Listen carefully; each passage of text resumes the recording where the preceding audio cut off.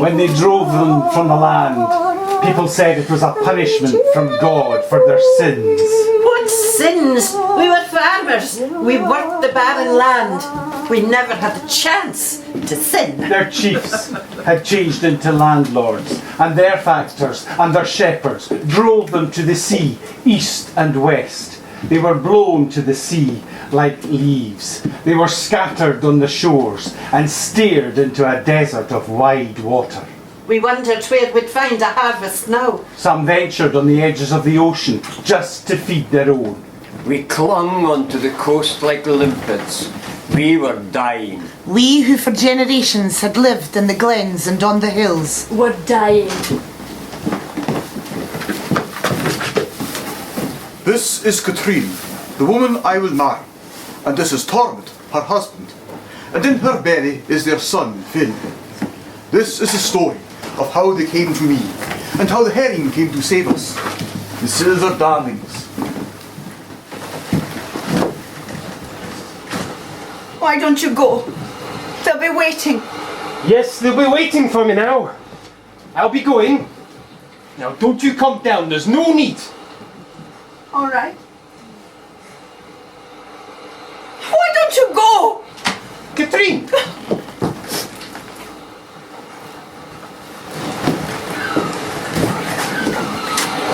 Roddy! Roddy! Oh, you've had a dirty morning by the look of you. It was dirty enough. Any of the other boats out today? Did you want to talk to me, Mr. Hendry? Son, forgive me, but it's a bloody miracle, I have to tell you. What's a bloody miracle, Mr. Hendry? Look, I don't have the English, Mr. Hendry. the Parliament had to raise the bounty to 4 shillings a barrel. 4? Fortunes! Roddy, that water out there is going to be a gold mine for those who know how to take their advantage. And you do? Oh, I know a gold mine when I see one. I know a man with an eye for the silver seam. I know you. Why should not men like you and I, men of the place, why should we not benefit? I hope we will. Oh, hoping's no bloody use. Forgive me. What's the damned use of your wee boats with 2 or 3 nets? You don't want to make a pound or 2, Roddy. You want to make 100 pounds. But the curing, the cleaning of a catch like that. I've made my mind up to set myself up here as a curer in Dunster. Here, Roddy, not going a begging to men who drop in for a season to make a bit of money quick, but an industry. Here, on this coast, in Dunster. Ours, Roddy, ours. Yours, you would mean? Ours. I may not offer so much a crown as a curer come from Wick, but what I offer I will pay, for you'll know where to find me. Will you fish me? There's nothing for us here. Not for me, or you, or himself. Nothing on the land. The men at sea are making money. Can I do less than them if I have their strength? It's your help I'm lacking. My help! Your blessing. I'll never let you go. You know I'll have to go tomorrow. We can't be foolish forever. Come now. Tormod, the time! Come on! You're in me now. I'll never let you go. I'll pay 7 and 6 pence a crown. It's a big offer. What's the size of your boat? 13 feet. But not all of it's mine. How would you like to skipper a boat of a 20-foot keel? Are you mocking me now? Roddy, wait! When I saw this notice yesterday in Wick, I bought this boat. She's not new, but she rings like a bell. She's yours to skipper. You choose your own crew, you collect her. I'd want to own her. And I'd not want a fool for a partner. What is this behaviour? Katrine! You'll die! I'll have to live alone! I dreamed about you! Stop! I'll make the boat over to you now at the price I paid. She's called the Morning Star. You'll owe me the money, and I'll have to be paid off before you or your crew draw anything. When it's paid, the boat is yours. Well, say what's on your mind, man. I have £7 of my own. I'll take 6. You'll need money for the crew. All right. The Marifirth is burning, Roddy. A Fraserburgh, a Banff. We must do it here. No half measures. Creels of silver herring into creels of silver crowns on this coast. Like rivers. Like silver rivers.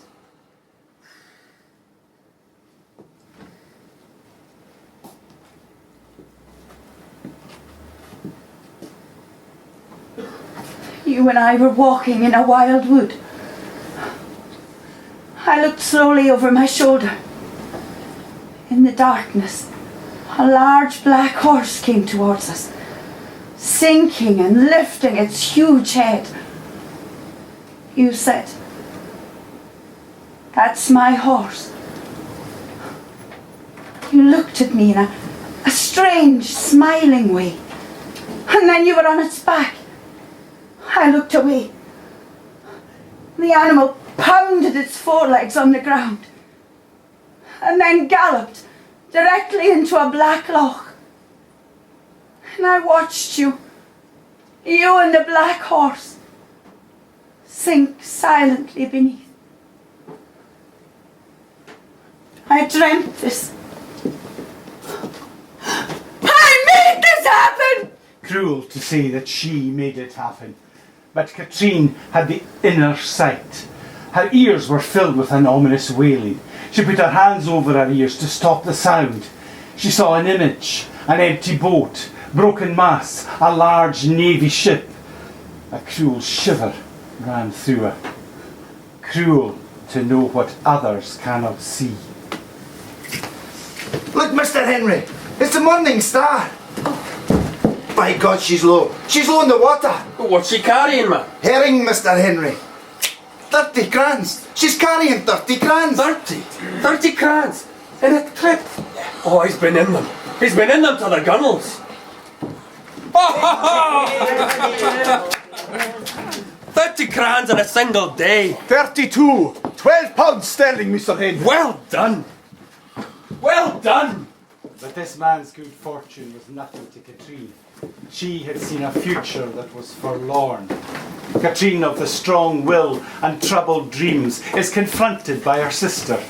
What will happen to the croft? I thought of giving it over to Angus. He's wanting a place of his own now, because he'd like to be married. Norman can have Tormod's share in the boat. He will come back, Katrine. Perhaps they all will. Men who are taken by the press gangs, sometimes they come back. I'm not fit to be breaking ground this year. But next year you will. It's your man's home.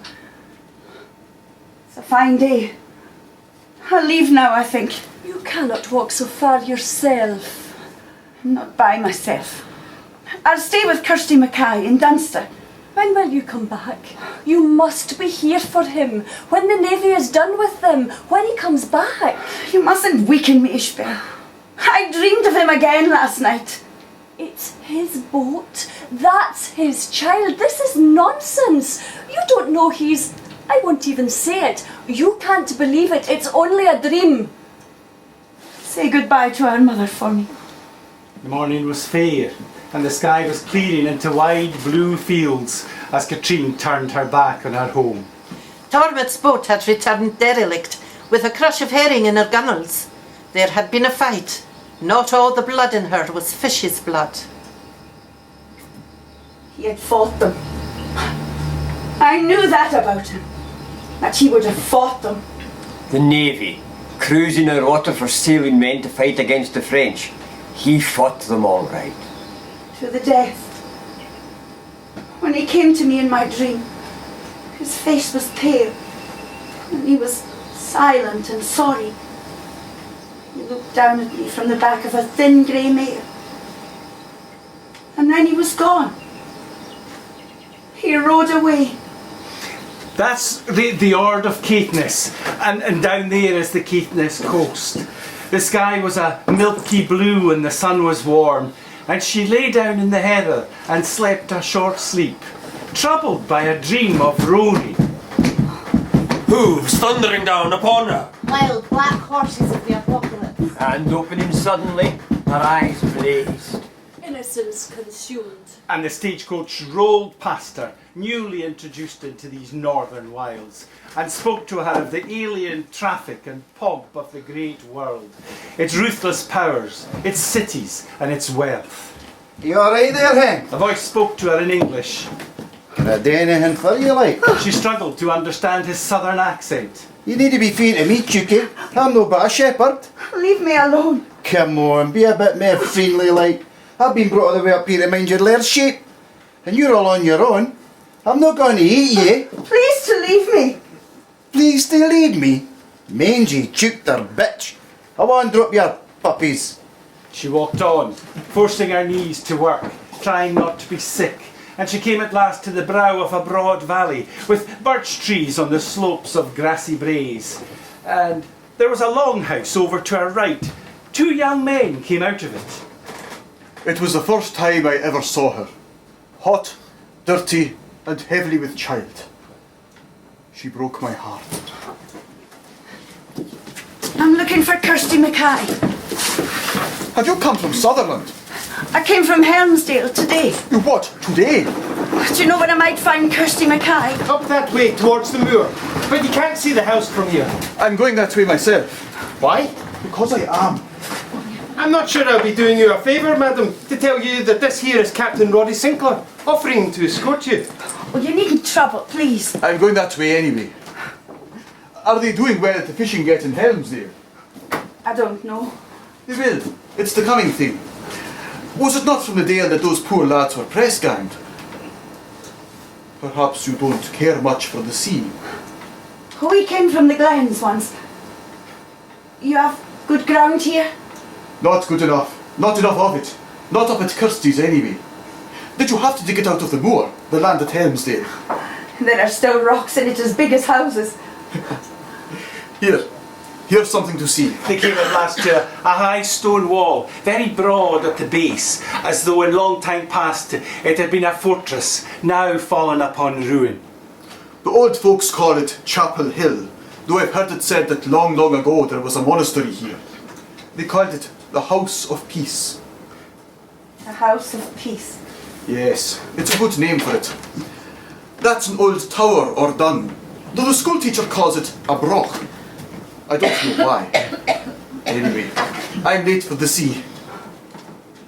Kirsty's house, that's your place over there. And yes, I think that's Kirsty herself coming to see who I'm bringing here.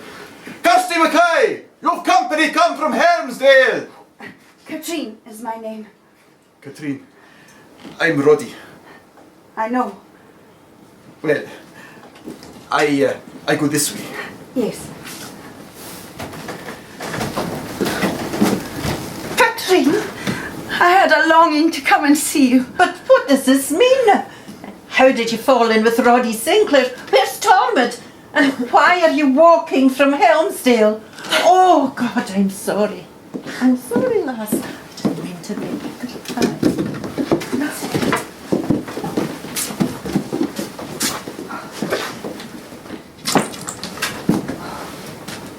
Who is this? It's Katrine, father. Is it yourself, Katrine? Have you come on a visit to see us? Yes, And how are your mother and father and all of you? Very good? Yes, it was her man Tormod. It was him and his friends. The press gang took off Helmsdale. I'm sorry, I had forgotten you were married.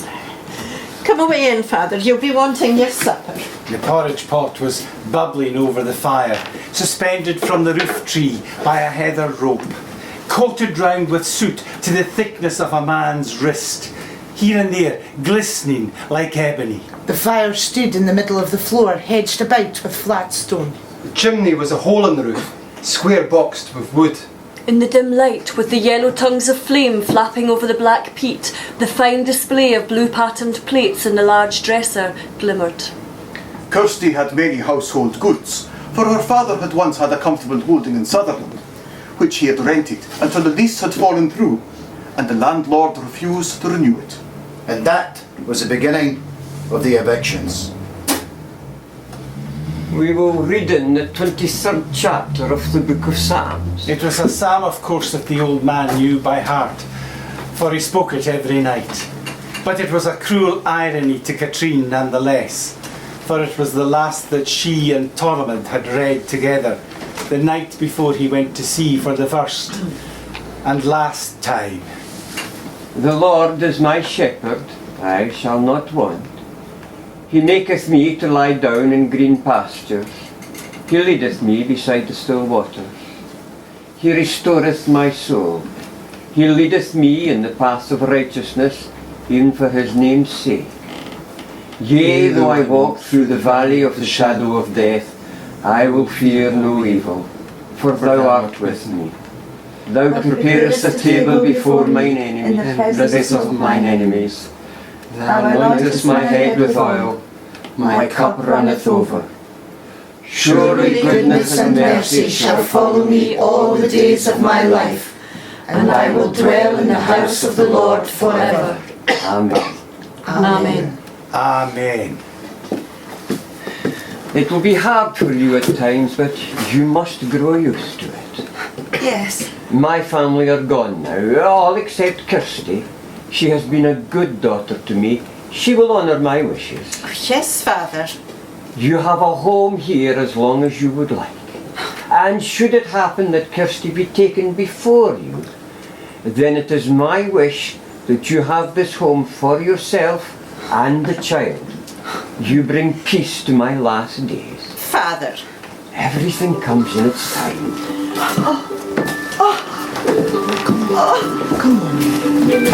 Time for the baby.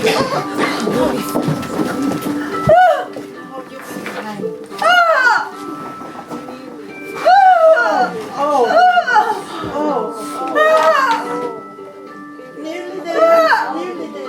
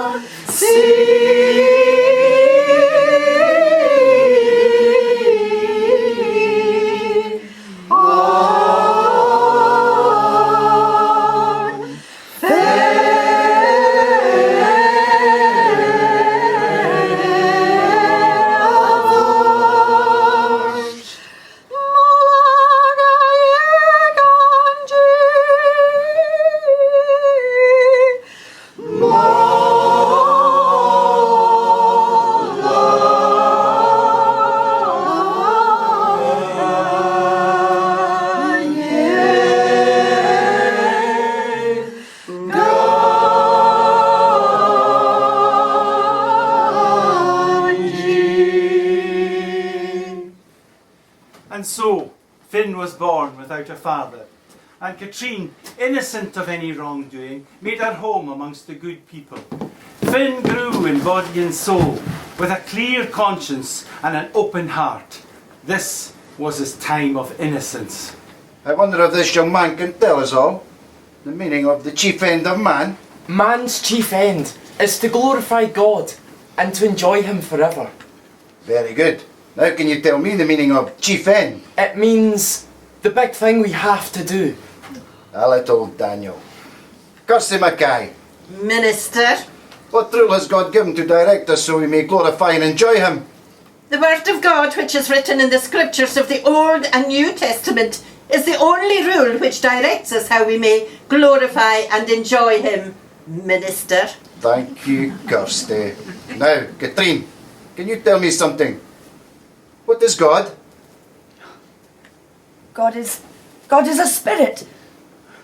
Infinite, eternal, and unchangeable in his being.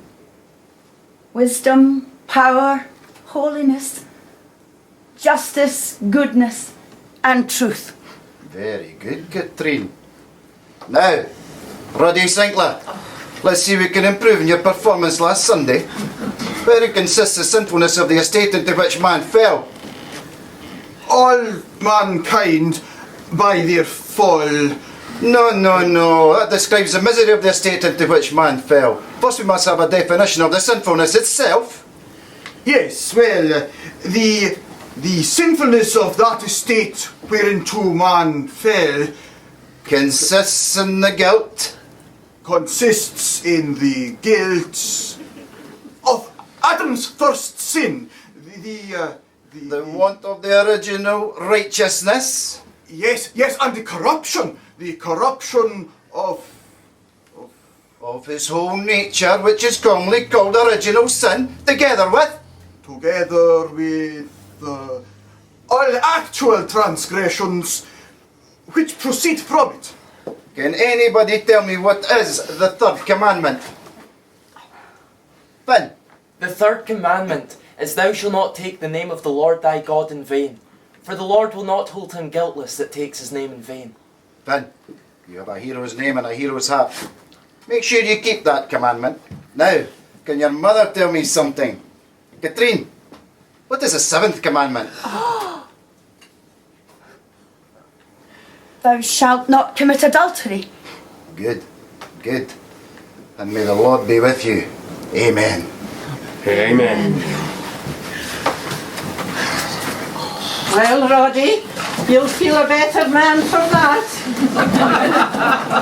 It won't have made you any better anyway.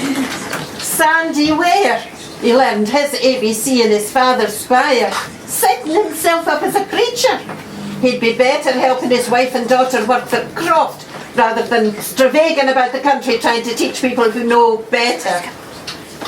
What does he mean by asking you the seventh commandment in front of everybody, a woman without a man? Does he not know how a foolish word said on a Sunday may put things into people's minds for the rest of the week? Doesn't matter. It's all the same. Finn, don't go too far. No, Mother. Good boy. So young to know so well which side to butter his bread. I'm very proud of him. Well, goodbye, Roddy. And where are you going? You and your witch's basket. Up to the shore. We're going to gather the dulse to make soup. It acts like a tonic and it greases the flesh. But it's no cure for stupidity, so I won't get any for you. I thought I might take a walk up for a visit later. If you like. That poor man. The way he looks at you like you're a cow that gives gold in its milk. Kirsty, please. Roddy's a good friend. He understands me. Well, I'm blessed if I do. So the years passed, as they usually do, and Finn, Tormod's son, was growing in the usual ways. Every Sunday, from the age of 4, he spent the lonely afternoons in the Birk Wood and here in the House of Peace. Once I caught a butterfly in these hands, a grey fool. Is that what you call them, Mother? Yes, that's what we call them. But they're not grey, they're white. You're my clever boy. Where do they come from? They come from many places. Are they in Helmsdale? Yes, And Canada? that's over the sea, Finn. Can they not fly over the sea? It must be awfully big. The butterfly arose and in its careless, aggravating way drew Finn after it. He came so near to catching it that he leapt into the air after it and fell. The butterfly flitted away, and Finn picked up a stone The butterfly drifted over a wall and into the house of peace. And he ran and he saw it, and it met another butterfly. Together they danced in the air. Until one flitted away and slanted on a green leaf, and Finn threw the stone. The butterfly passed from view over a bank. His excitement and his anger increased, and he rushed across the bank as if he might be swift enough to crush it with his foot. It was at that moment that death entered into his heart. He would kill the butterfly. Like the fool it was, it flitted and posed. Until it settled on a green leaf and flattened its wings.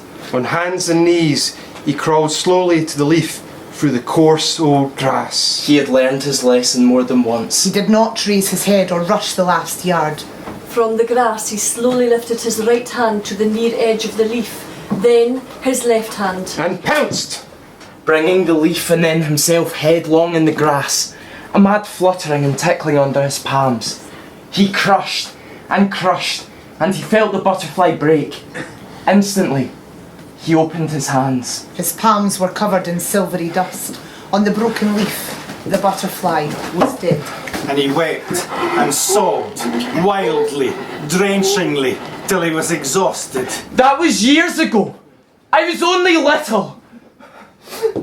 No one saw him. No one came to him. No one knew what he'd done. He was all alone in the world. I was only little.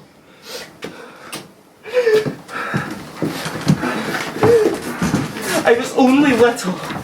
I was only little. I was only little.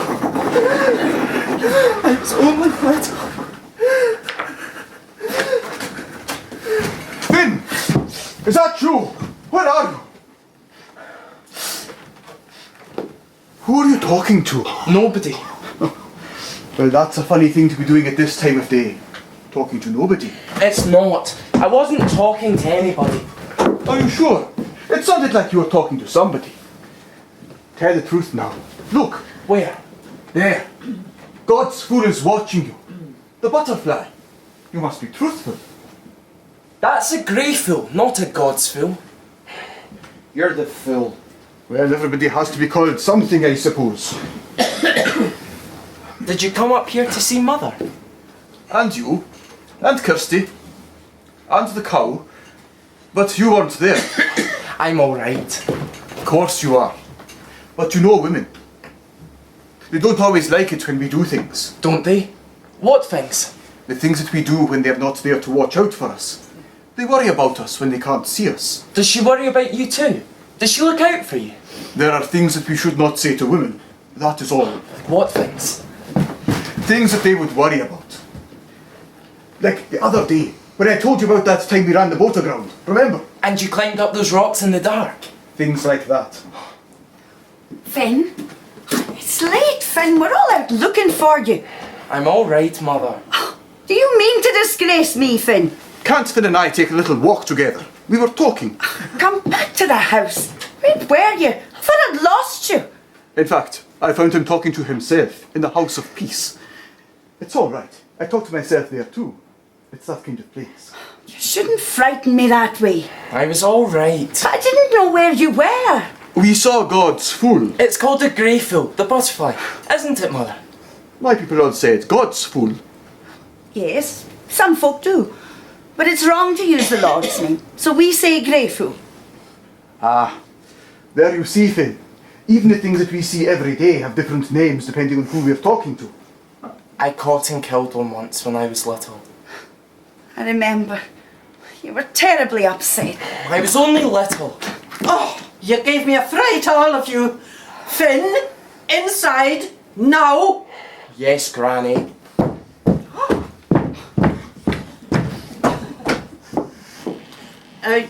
You'll not be stopping?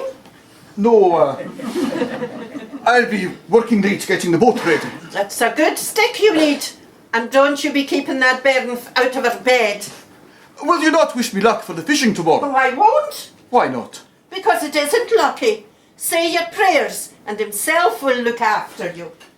Thank you. Thank you for looking for him. He wasn't really lost. I must seem demented to you. No. I'm so afraid of losing him. Yes. Well, if that's all you have to say, I'll be going. I was almost sure he was drowned. What's that? Who was drowned? Finn. That he'd fallen in the sea, that he'd found a boat somewhere and gone out, that he was out there. I could almost see him. He'd not do that. Oh, not yet. Is that what you mean?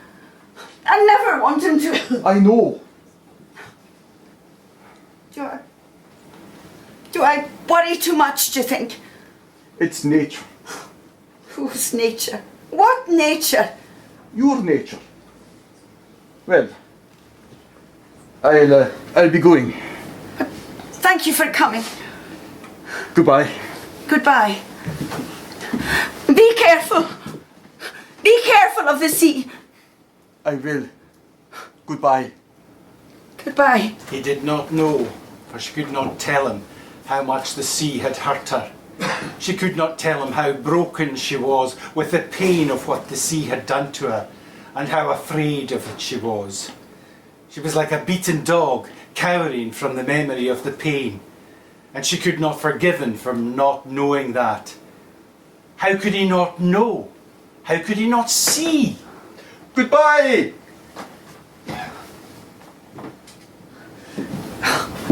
You should be in your bed. I was hungry. Do you like him? What do you mean? I like to listen when you talk to him. I'll go to sea like him one day. Will you? Yes, I think so. And I'll have lots of money. And you and Granny Kirsty won't have to worry anymore. I'll take care of you. Will you? Yes. So don't worry. You should be in bed. I'm not sleepy. You go if you're tired. Stop pretending. You shouldn't be listening to us. You shouldn't be worrying me. You're just a boy. You'll see, You're just a little boy. You don't know anything. Does Roddy tell you things? Does he tell you about the sea? What things? About what? Why are you shouting at me?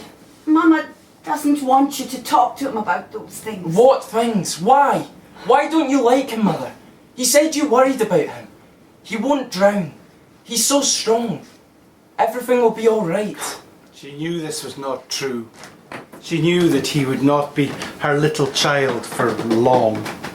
Loneliness ached inside her with a terrible promise of loneliness to come.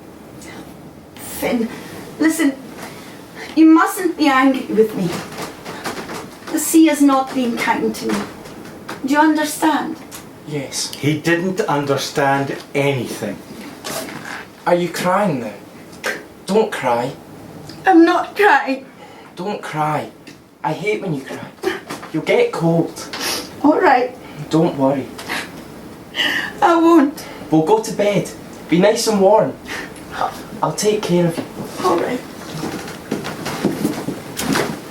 It was in her nature to worry for him. It was in his nature to worry her. It was natural for them both to pretend that life was otherwise, to evade the truth of it. That it was life itself that was cruel and careless, and it could not be evaded. The worst cruelty of nature was in its infinite patience, that everything comes in time.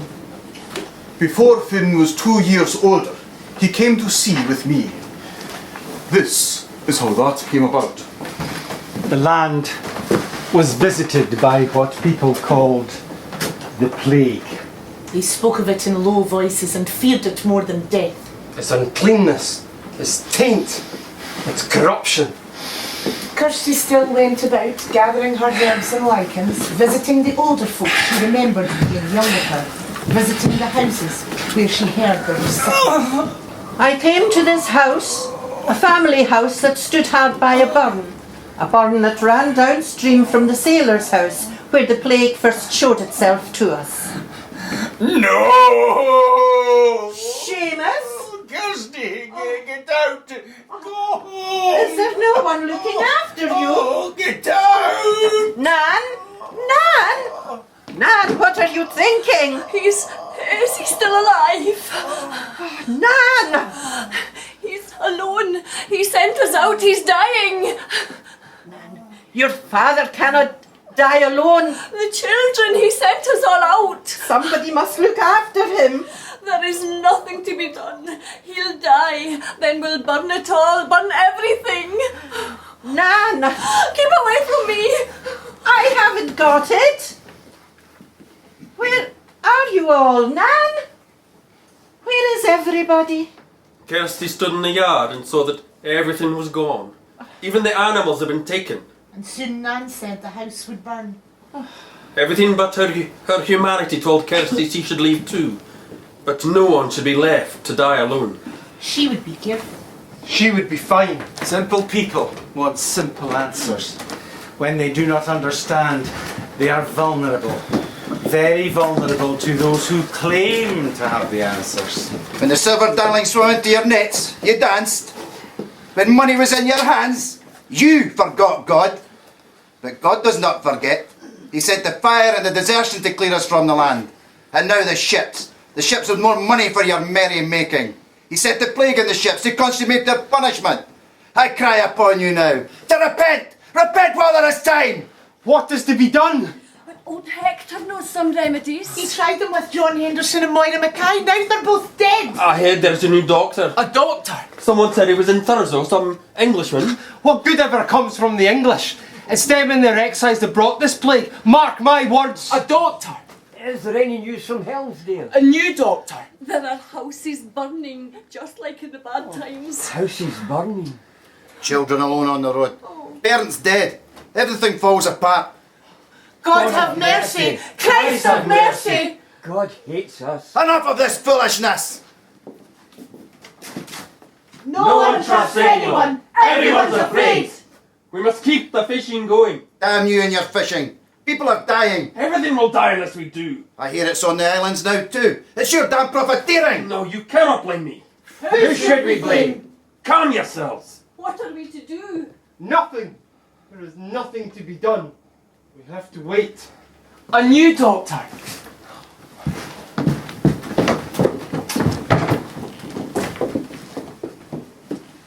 Nan?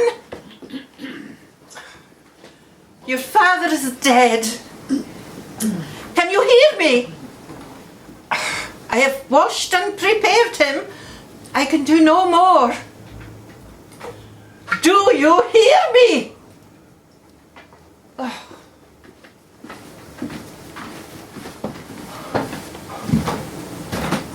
Roddy, look! I've been doing what you showed me. I've been 2 nights in the river, and last night I caught this salmon, all by myself.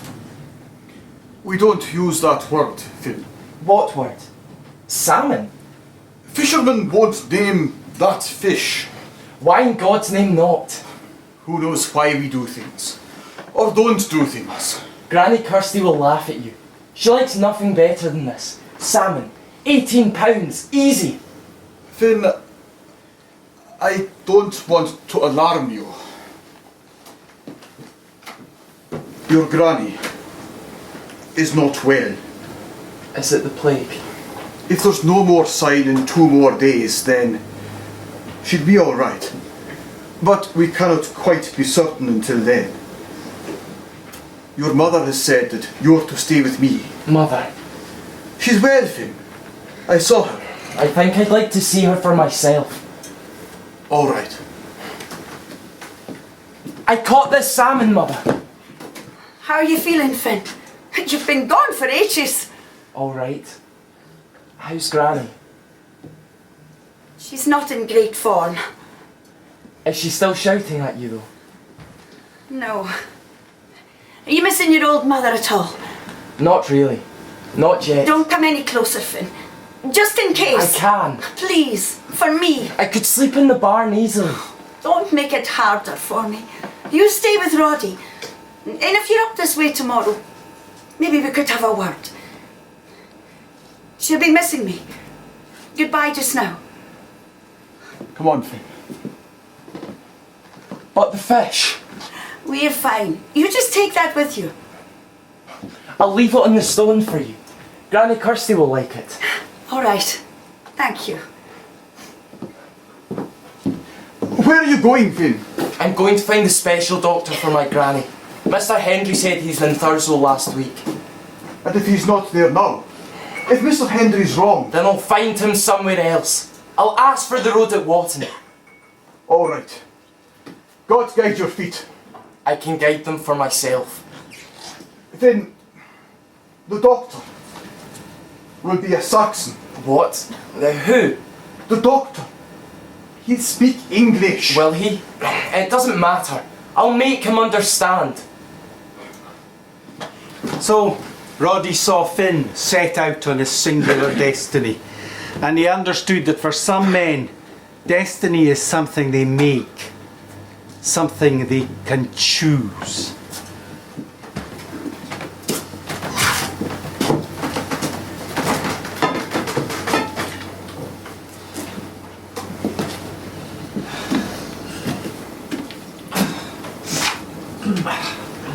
What are you looking at? Is your pain easier Then what? than before? Don't be patient with me. I'm not patient. Don't talk, don't. There's nothing.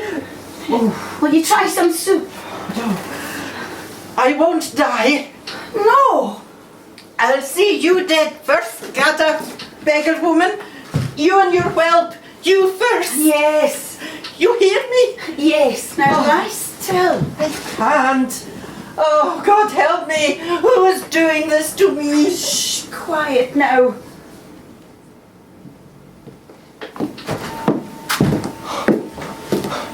Hello! I've walked here from Dunster. I'm lost. Can you tell me the road to Wharton? Where did you say you were from? Dunster. And how are they in Dunster? I've people who are sick. I heard there was a doctor in Wick or Thurso, or somewhere in between. I'm sorry for you. Can I ask for a drink of water? Can I fill my bottle? Go down there to the burn, you can fill it there. Then follow the water on down the hill, that'll take you towards Wharton. Thank you. Wait, What for? I've sheep's cheese. I've oatcakes. Well then, you'll have the combination. Thank you. It had been that way for him since setting out. The man newborn in Finn found it easy to understand them, but less easy to forgive. But he always remembered the man with the cheese, though he never saw him again.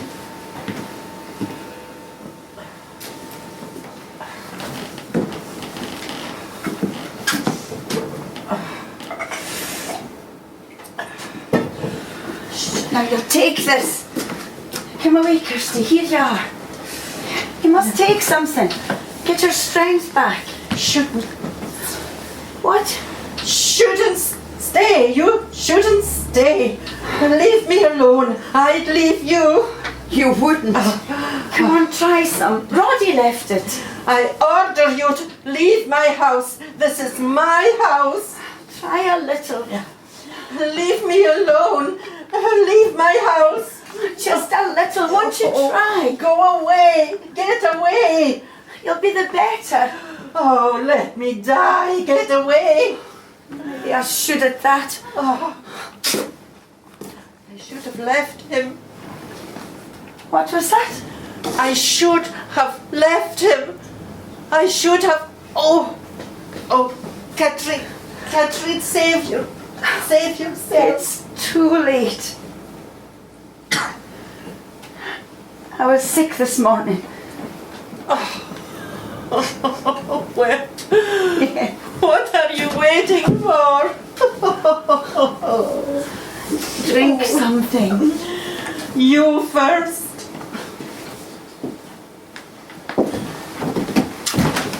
Finn heard in Wharton that the doctor was in Wick, not Thurso. So he set off to the east. On all of Finn's journey, he was, of course, anxious for his granny, but the uppermost fear in his mind was his lack of conversational English. He had his catechism, of course. Man's chief end is to glorify God and to enjoy Him forever. But this was not the sort of thing two ploughmen said to one another. As the farmland grew richer around him, the tongues he heard on his way increasingly spoke English.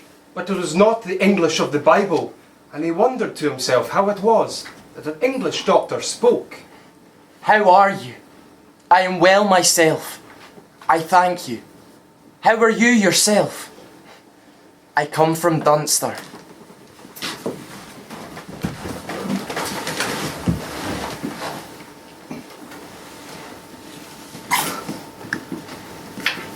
Are you doing what I told you? Are you eating?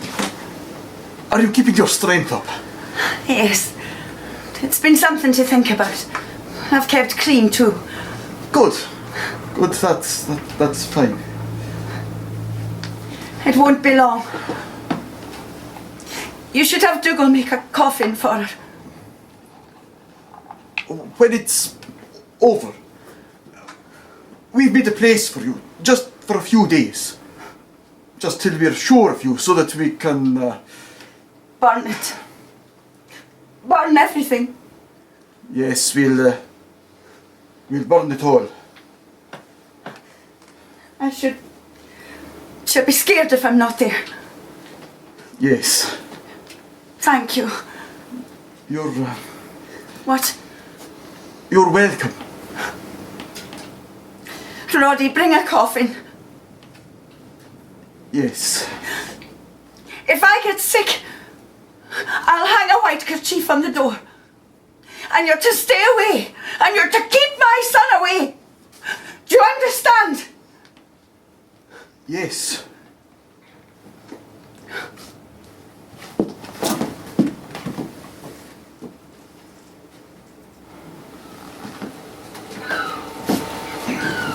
The size and number of houses in Wick astonished Finn.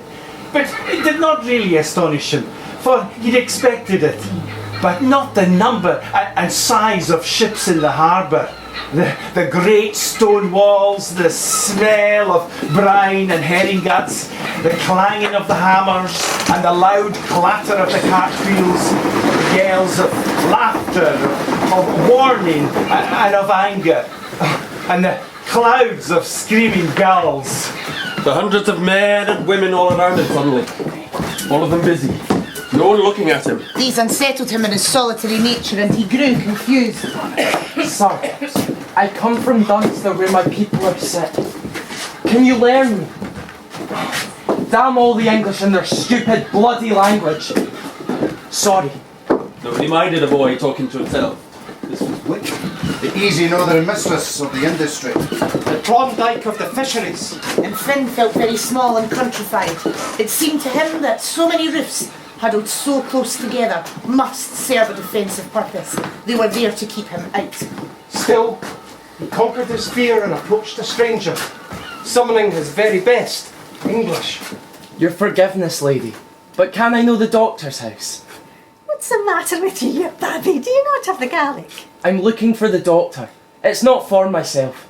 I'm just on a message. Is it Leinster you were from? Further south. Will the doctor be in? Dunster. You've the speech of Dunster. Do they have much of the trouble there? No, not many. Will the doctor be in when we get there? Well, if he's not in now, he'll be in later. You look healthy enough to me. I'll leave you here. Why? Well, I don't need a doctor, do I?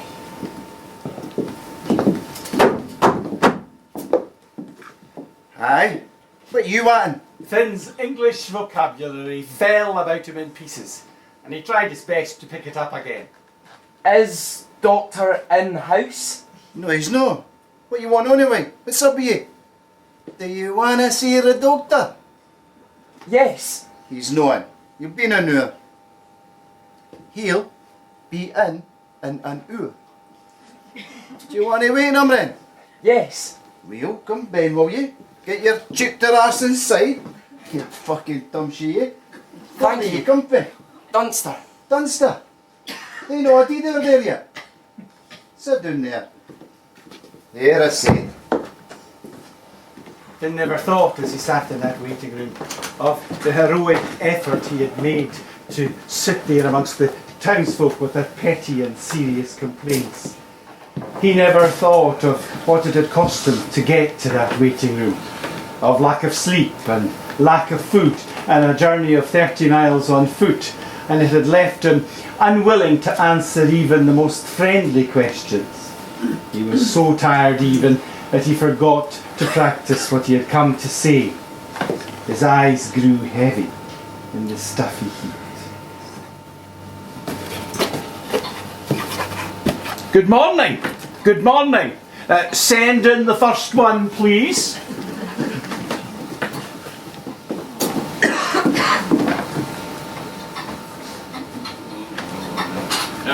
Next.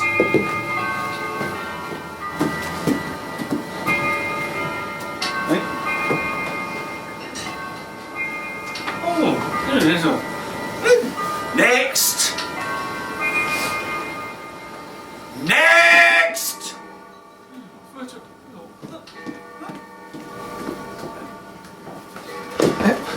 Well, have you come a long way? Sir, I've come from Dunster, and I've come to keep the plague from killing my mother. Oh yes, that's understandable.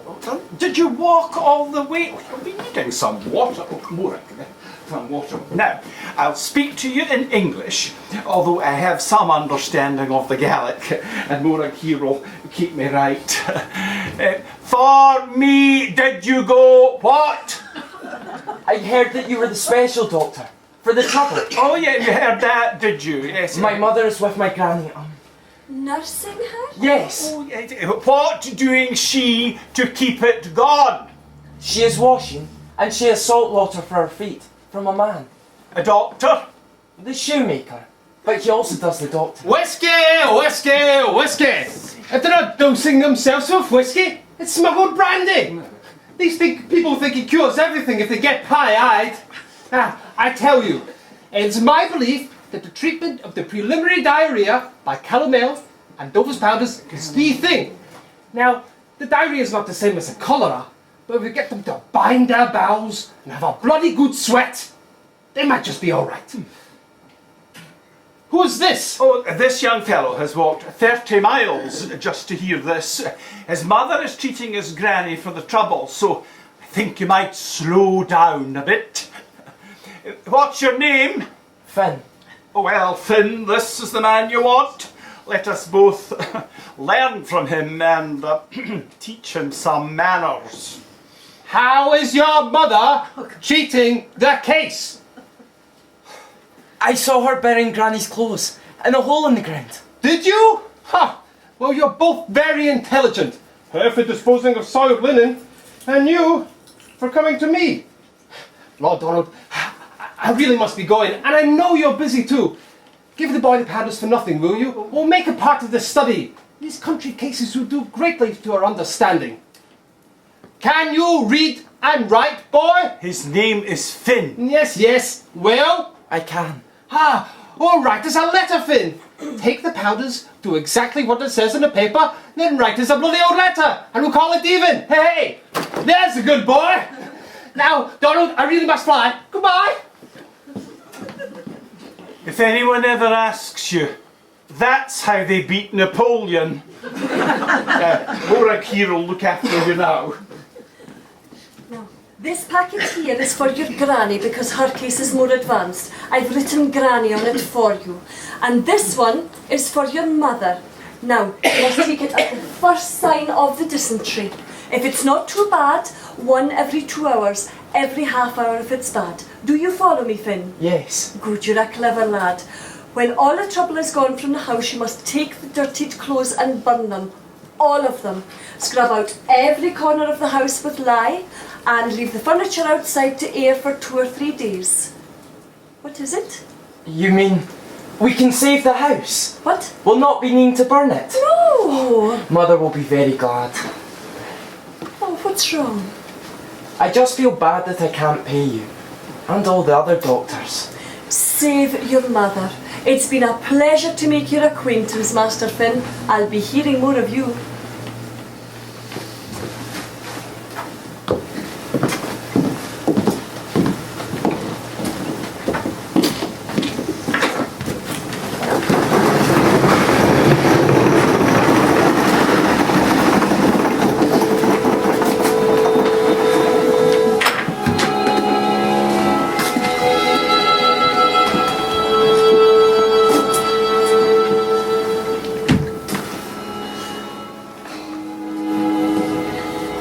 You never left me.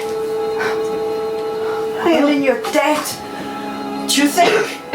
Oh, now you're sick too. Wasn't one of us enough? Enough for who? What for? Enough of your nonsense. Sit. There's business to be done. My father told me that you should inherit this croft. Oh. He'd not want the last home of his people to go to strangers. Oh. I wrote this down for you to show to anyone who asks you. What I give freely and in perpetuity. Do you understand? Don't tell anyone. There's money in that purse, it's yours. Kirsty, It's all there is that we could save. 41 gold sovereigns. Oh, so much. pay my funeral expenses. Leave no debts. And keep some by for yourself for when your time comes. Oh, years. You have years. Today, you are beholden to no one. There's no one left for you to obey. Oh, Thank you. God gave you a soft heart and a hard head, but He gave you working hands. Oh, you are very good. You are brave. That's good enough to say of anyone. Thank you. And now, now you must make arrangements for Finn as I have done for you. I will. I'll put this in the barn and I'll tell him what you said. Don't think you can save him, Katrine. What do you mean? You won't keep him from the sea. If you want to stay his friend, you won't even try. Oh. Tell me what you'll do. I'll prevent him. I'll save him. I'll sleep now. That last conversation between them was not long before the end. Kirsty's body, in her sleep, fell again to a dreadful shaking, wringing the last life from her. Katrine had heated hot stones and wrapped them in flannel and spread them around her in a dull, wordless rotation. As the shivering subsided, Kirsty's throat would not open, and her last 100 breaths came as painful reaches after air. She had shrunk to almost nothing, and the last of her was leaving. The Lord is my shepherd. I shall not want. He maketh me to lie down in green pastures. He leadeth me beside the still waters. Kirsty! Kirsty! Oh.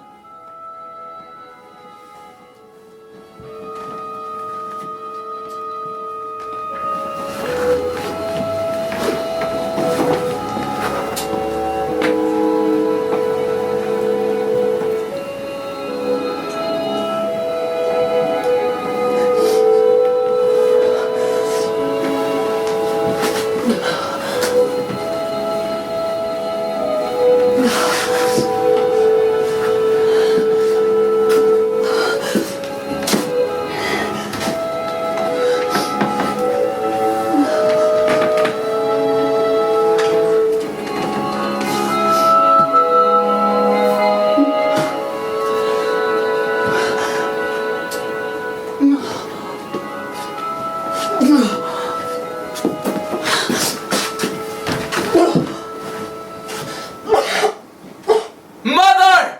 Kirsty, I'm home! I found the doctor! Keep away! I found the doctor! He gave me these. The labels tell you This one's for the late stages for Granny. And this one, just in case, for the early stages for you. Where's Granny? Is she? Yes. She died, Finn. I'm sorry. You came too late for her. They came to take her this morning. Then this medicine was all for nothing. All that way. They're going to burn our house, Finn. No! I spoke to the doctor. It's only her clothes that must be burned. Not the beds or anything. The doctor told me. I'm very sorry about Granny.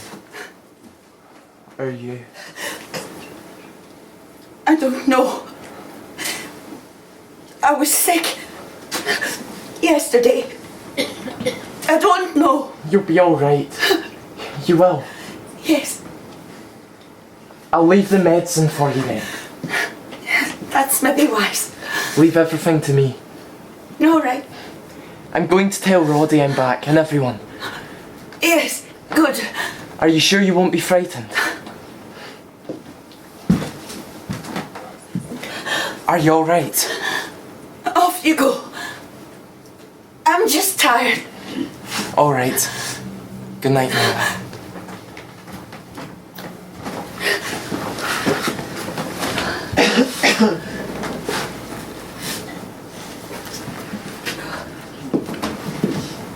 Finn never thought his mother would catch the plague. He never ever thought his mother could die, like Kirsty could die, or anybody else. But now he did. And thus he found himself that night, once more, alone in the House of Peace, with the aurora dancing over him, curled up in the shadow of the round ring of stones,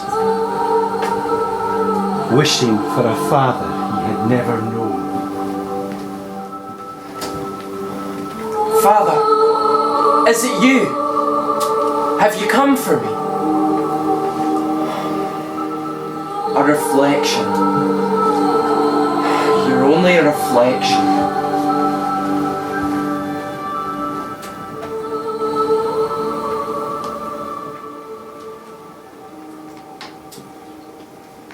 Finn, are you awake? Finn, we must look to your mother. When we came for Kirsty, she'd hung a white kerchief on the door, and she did not leave her room all the time that we were there for your granny. That means she's ill, Finn. But you brought the medicine, boy. If anyone can save her, you've already done it. I'm going in there myself. You can't go in. You know that. She's my mother. I'm going to help her. You've done all you can do. You're not my father. You don't tell me what to do. Not so loud. She's my mother. Do you want to break her heart? It's nothing for you or me to go in there. But if she has the sickness... Damn it, man! Will it make it any easier for her if she thinks that you would get it too? I don't care. You're not a child, Finn. You can't act like a child anymore. Leave her be. So they left her, the woman they both loved in different ways, knowing by the time they came by tomorrow, they would know everything at once, that she would be dead or she would live. They did not speak. They did not talk of Finn's journey. Or of the terrible end Roddy had heard old Margaret had made, screaming out her life in her croft while her family crouched in the rain. Or of an old man called Bono that Roddy had found, his face and hands eaten by his own cats. How Roddy had caught the animals and burned them like witches. Here.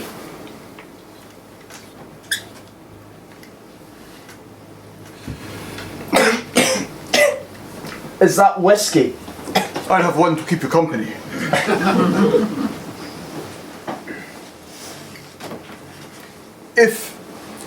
When she recovers, if you've need of work, I've work for you. Yes. And that was all. In that way, Finn's destiny was decided. When the man and boy returned to the house next morning, they could see smoke rising from the chimney. They could hear her talking to herself, moving things about.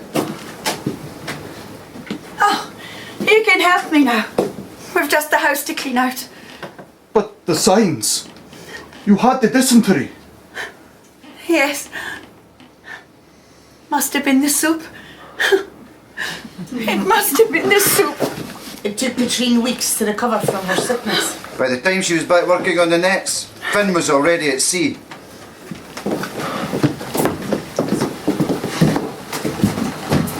There was a crowd on the beach to see them off. It was the first time a boat from Dunster had made the journey to Stornoway. The fish won't follow us. We have to follow them. Fish, it seemed, had seasons like strawberries. Stornoway, Roddy. But that's the other side of the world. However will we find it? Unless they have different stars out west, we'll find it. Is it run up the way that I said? All according to your instructions. In God's name, Roddy, are you sure? Finn, take the compass. The steel will always point to the north. It can do nothing else. But we are men. We can go where we like. Yes, Roddy. Well then! Sounds of the shore receded, and the land was left to its dreaming. Their world became the sea, the sky, and the sound of gulls. Another world. A better world. A world of men and men's talk, and roping whipping sails, and strange song of the boat as it cut across the water. It was a new way to read your history. To sail along the coast of it, past the castle, the ruins, the parish church, and all the disputes and lawsuits and schisms in the faith, and the ways and doings of the great ones of the earth, the Napoleons and Dukes of Sutherland, could be seen with a certain detachment. Where are we? What time is it? Let's look. The sun is past being high. Yonder is Scrabster, and Thurso will be over there a ways, Callum. It's whatever you say, Skipper. Well then, full sail, gentlemen. Let's see if we can shift. As they rounded Strathy Point, Roddy stood into the land a little. Tongue Bay they could see. They were in for a dirty night. It'll be dark soon. It will. Finn watched as Roddy stood, his eyes ahead, growing in upon himself. His prow, the prow of the boat, carven like a Viking boat. And Finn felt he understood what had impelled these northern warriors to carve a living face on their longboats. For it seemed to him that the boat was heedless of them, as it seemed to concentrate only on where it was going. Is that the light? I hope so. It's been a dirty night. The day's not looking any better. It's no weather for it, Skipper, to be sailing unknown waters. I know, but I've a fair idea where we're going. I drew up this chart with the help of men who've sailed these waters. I trust them. Men from Wick. Some of them. You took the word of men from Wick. For a day and a night they fought the seas, manning the pump in turns, although they shipped no more than wave tops, for Roddy steered them with a skill that seemed like divination. For a while they felt the thrill of running with the wind, running with the water. But none of them could quite suppress the feeling that they were getting further away from anything, from anywhere. When the grey morning came upon them half stupefied, it revealed nothing in any direction but countless herds of tumbling seas. That they were still alive at all seemed like a miracle. Where are we? I don't know, but our course stayed westerly, so I'd say that we're in the western ocean. I never saw waves the length of these. Oh, the height and weight of them, they're like mountains. I think the weather blew us clear out of the binge. My mother's first cousin went to Canada. Perhaps we'll bump into him. They laughed. Their voices were tired from being raised to be heard, and they were parched. None of them would admit it, but they were running out of water. If they didn't ban soon, they'd die of thirst in a desert of water. Lord, I'm cold. Lord, I'm cold. All of you, take a drink now. Finish it. We're all right. Drink the water. Drink it down, all of it. But how will we celebrate when we get there? Do as you're told.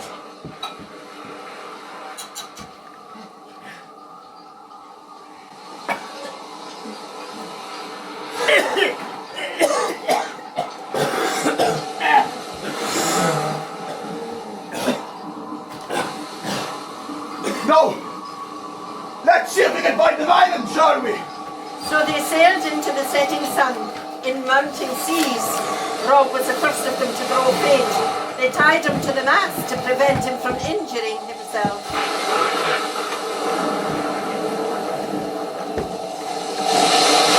Finn! What's that? Where? Dead ahead! There's nothing on the chart. We're lost, man! Of course there's nothing on the chart! There's nothing there! It's a cloud! There's nothing! Is it a ship? It's land! We're heading in! Full column! It's land! It's sheer bloody cliffs, man! It was a wild, inhospitable place, wherever it was. Black jaws formed in granite. A coast ripped by gullets of rock just wide enough to take their boat. And there's no land throw! There's nowhere! The reverberations of the waves drummed their ears and shook their weary bodies. The black cliffs vibrated. Circling birds were screaming. When they tried to shout, only hoarse croaks came from them. Up there! Hey! Hey! Anyone help! Roddy, I'm looking at that cliff. I'm thinking I can climb it. Nobody can climb that! I think I can.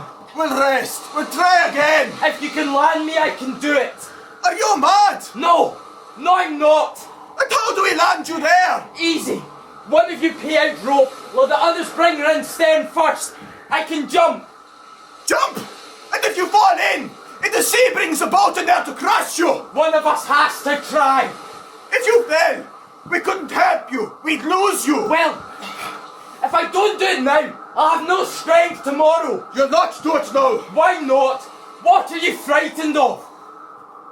I'm the skipper of this ship. You wouldn't do it.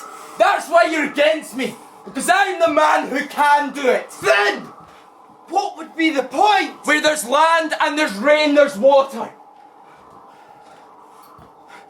We'll wait We until... can't wait.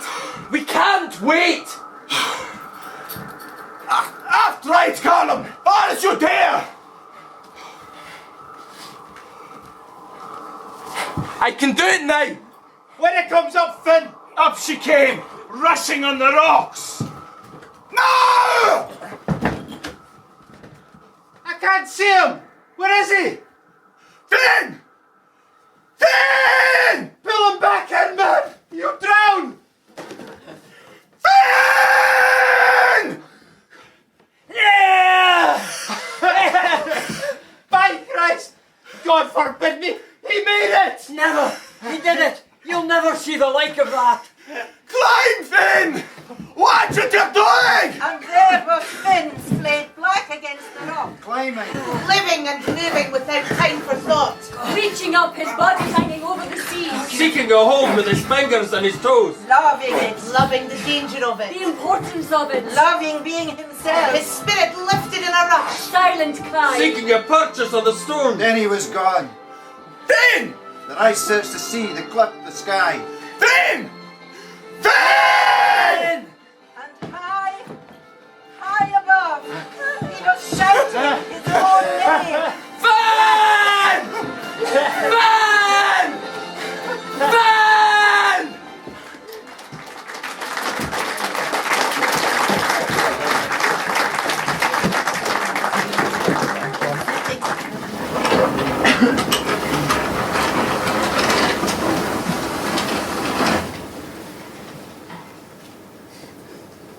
How did he die, Ian? How did it happen? When did he die? The second day. Tell me, from the beginning. He died, Katrine. They killed him. Why do you need Tell to... me the story. Make it real for me. Why? What for? It's all that is left. I woke the second morning. The stars were gone. Out to the east, the sky was whitening into day. It was cold. There was a wind across the water, and then off Berrydale Head, I saw a moving light. A ship, distant, with a light like a star over her. I shook Tormod awake. "Oh, she'll be a merchant ship," says Tormod. He always talked as if he knew things. And then he was at the side, looking over. "The piper's bag," he said. "It's gone. We'd used it as a float on the nets overnight, you see, but it wasn't gone.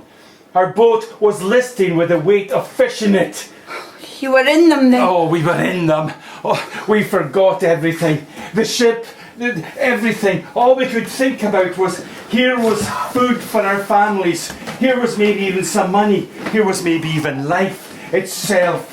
We hauled at the net and they poured into the boat, hundreds of them, thousands, silver darlings. Oh, we were laughing. Oh. What happened? The ship is coming this way. Oh, let her come, says Tormund, let her come. Let her come, Ian. Keep working. She'll maybe be a schooner. She's flying a Navy Jack. Maybe. Maybe she's come for the herring barrels. Maybe it's the excise. Maybe. Keep working. Don't look at them. Maybe she'll buy her herring off us. She easily might, but she'll pay a full price. Come on. Oh, our net was half in. We were up to our shins in them. She's coming very close. She came in very close. She crossed our bows, running into the wind so the great white sails of her shook. And then she stopped.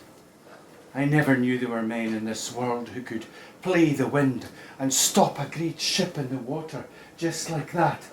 Her men looked down from the boat, watching, waiting. I looked in their eyes. Some of them looked sad. Others were filled with hatred and revenge. Pay no attention. The sea is free. They shouted orders to us and they shouted orders to each other, but we couldn't understand the English. They lowered a boat. It came towards us. 2 men rowing and 2 men in the stern with guns.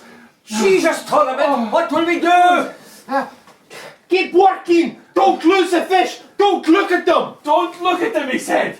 How could you not look at them? They are the masters of the world. Keep working. There's 3 crowns in this net if there's a herring. Get your bloody hands up! We're working. Honest men. Working. In the name of the king! Put the net down, No, Angus! Ian. Angus, put down the net! Oh, Move it. he'd not be having that. He'd not be spoken to like that. Tormund! No! Tormund! Stop! Tormund! No! Tormund! Oh. I don't know why he did it. I don't know where he found the strength or the foolishness. I do. He found the strength because he was angry with me. Because I told him, the sea will kill you, Tormund. Now he knew I was right. I know what it cost him to go out there. I don't understand that. You should talk to Finn when he comes home. Tell him about his father. He's very like him. Will you think about my offer? I could give him and you a good life. I've paid for it. I've earned it. I hope you understand. I'm honoured by your offer. I've come to think of you as a good and wise friend. But I have nothing else I can give you. Why? Can I ask you that? Look at me, Ian. As I am now. Hollowed out by sickness. Dry bones. I had life once. But I've used it up. I'm alone. I'm always alone. Might be that I was born this way. Unable to give of myself. Even with Tormund, all that time ago, I felt myself cold. Even with my own son, he needed warmth from others. He expected none from me. You've been hurt. You're afraid. I've always seemed to know things. Being able to feel things in the air around me. In the colours of the light. But perhaps I've never truly felt for anyone else. Tormund knew it. He felt it from me too. It drove him from me, I think. Drove him out to sea with you. I brought it on him. Katrine, that's not true. He loved you. I knew what I was doing to him. I knew everything that was going to happen. I look at you, dragged away from home, exposed to such violence. And I feel for you. But I cannot love you. I can see now how it would be if I lived with you in your house. I would still be alone. And you would feel it from me, like he did, my coldness. There's nothing I can do to change it. It's too late. I can see everything. The years pass and they take me with them. Nothing can be changed. I thank you with all the heart I have left.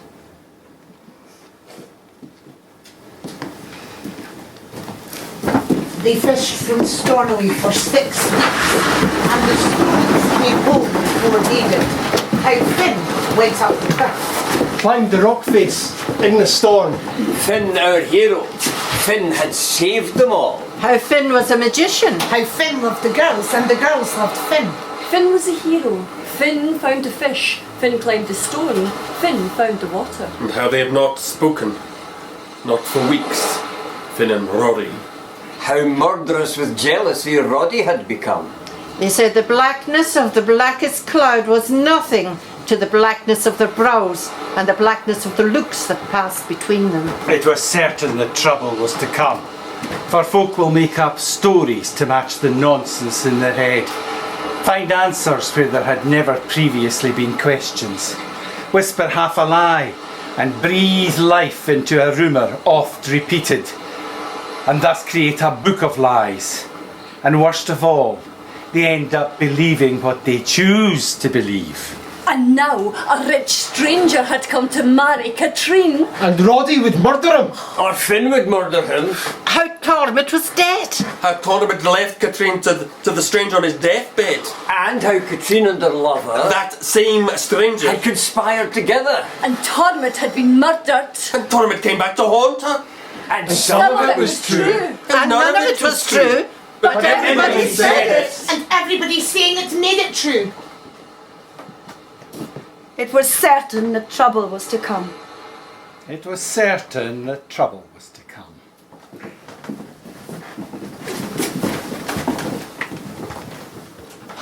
Mother! Mother, I'm home! Did you look around the place yet? No. Why? Did it look any different to you? How do you mean? Now you've been away. Not really.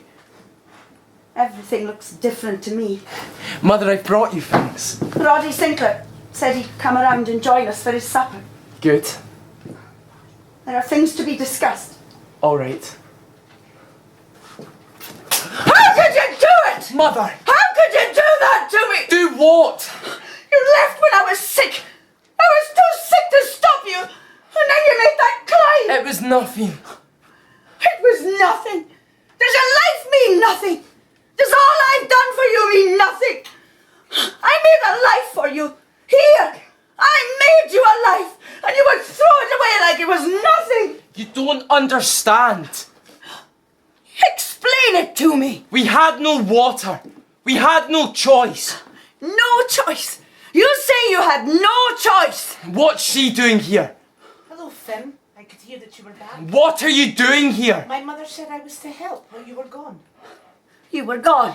I was sick. I needed help. I had to go. I had to, Mother. There was no money. That's all you know. How do you mean? Why did you climb that cliff? There was no water. I had to. You had to do it. I've heard it all before. It's a lie.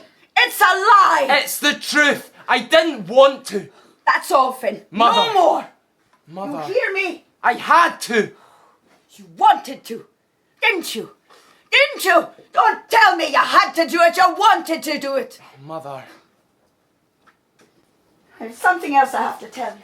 What is it? There was a man came here from Helmsdale. They told me. Who was he? What did he want? He was an old friend of your father's. And now you're going to marry him.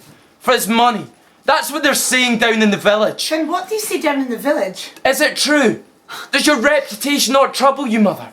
It troubles me. Now that you're a big man? You stay out of this, Una. He saw your father die.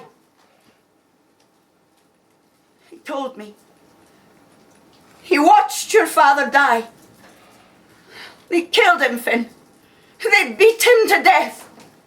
And this fancy man of yours just stood there, did he? There was nothing he could do. If I was there would have been something I could do. If you'd have been there. There was nothing he could do. And there was nothing anyone could do. They buried him at sea. At sea? They buried him at sea? Yes. Right. Right then. So now you know. So my father's dead then, is he? Yes. My father's dead. Just like your silly dreams and your ghost always told you. Yes. So you were right. Yes. So what are you going to do about it, Mother? What do you mean? Well, now you can get married again. To this man from Helmsdale, is it? Or to Roddy Sinclair? Why not? Finn! You do whatever you want, Mother. And you let me do what I want. You always do. You always do exactly what you want. All the time. Just like your father did. That's what I've been telling you. I'm going to look about the place now. If you're going to move in with this man from Helmsdale, I'll be needing to mind my own property. There are presents for you in there. The handkerchief and ribbons are yours and all. Why didn't you tell him? Finn! Finn! But Katrine's stubborn determination would not let her give in. She would not listen to any living soul. But there was one voice still alive in her head. I know. But he makes me so angry, standing there like a man. Well, he is a man now, and he thinks you're going mad, you silly woman. Perhaps I am going mad. Well, you're talking to me. I am dead, you know. I used to talk to Tormund. He doesn't come anymore. I remember. I'd find you at the window. You'd pretend you were talking to yourself. You know you're going the right way to drive him from you too. I can't help it. I can't help myself. I just want him to be honest. You could talk to Roddy Sinclair. He just laugh at me. Besides, it's too late for that. And he's never said anything to me. Not in all these years. He was afraid to. What do you mean? Afraid? You know as well as I do. What? Give Roddy some encouragement. See what happens. I'm not being very helpful. You know what he's going to think. How should I know what he'll think? He'll think you want him. He'll think that you drove away the Helmsdale man for him. Well, I can't help it if he thinks that. But it's true. You did. You do want him, don't you? What did I do? And you want Finn to be honest? It's too late. You talk to yourself. You think too much. You need to be contradicted more. But I'm talking to you now, aren't I? You're contradicting me. Don't you try to be complicated, Cattock woman. You haven't got the brains for it. It's too late, Kirsty. It's too late for me. Don't you see? But it's not too late for Finn. I have to make Finn see that. The hell with Finn. Let Finn look after himself. He's going to anyway. But I can't talk to Rod. It's been too long. You think too much. You make everything more difficult than it is already. Well, I'm not going to change now, am I?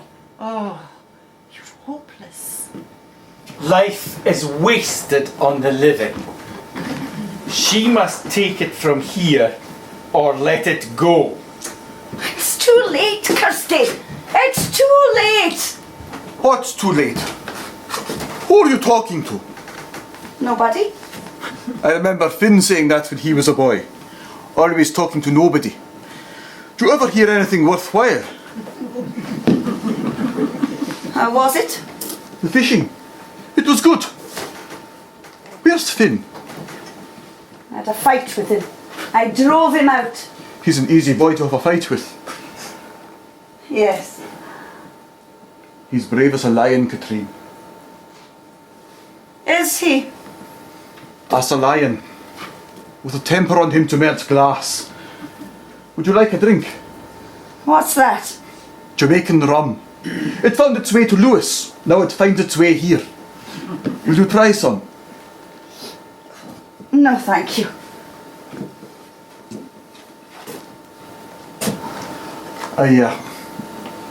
I hear you had a man to see you. Ian McAllister. From Helmsdale. What are you smiling at? I heard you turned him away. What are you doing? I'm looking at you. What for? A sign. The smallest, most insignificant sign. That you think of me as I've always thought of you. Rotty? I love you, Katrine. I always have. What's gotten into you tonight? You did. Years ago, the first time I ever saw you, sweating up that hill down there. There was a light in your eyes, Katrine. You shone for me. But you were haunted and afraid. I could see that. You're a haunted people. Haunted by the life they took away from us. Our only hope now was for the new and the strange. And the dangerous. Finn knows that. There's a force of life in that boy that frightens even me. I saw something in him out there. Something I should like to find in myself.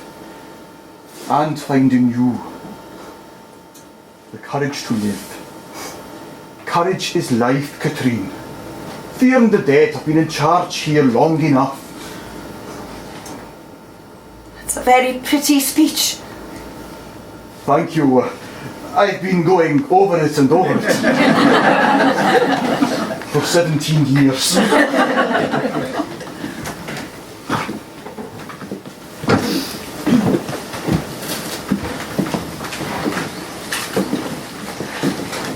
What do you think you're doing?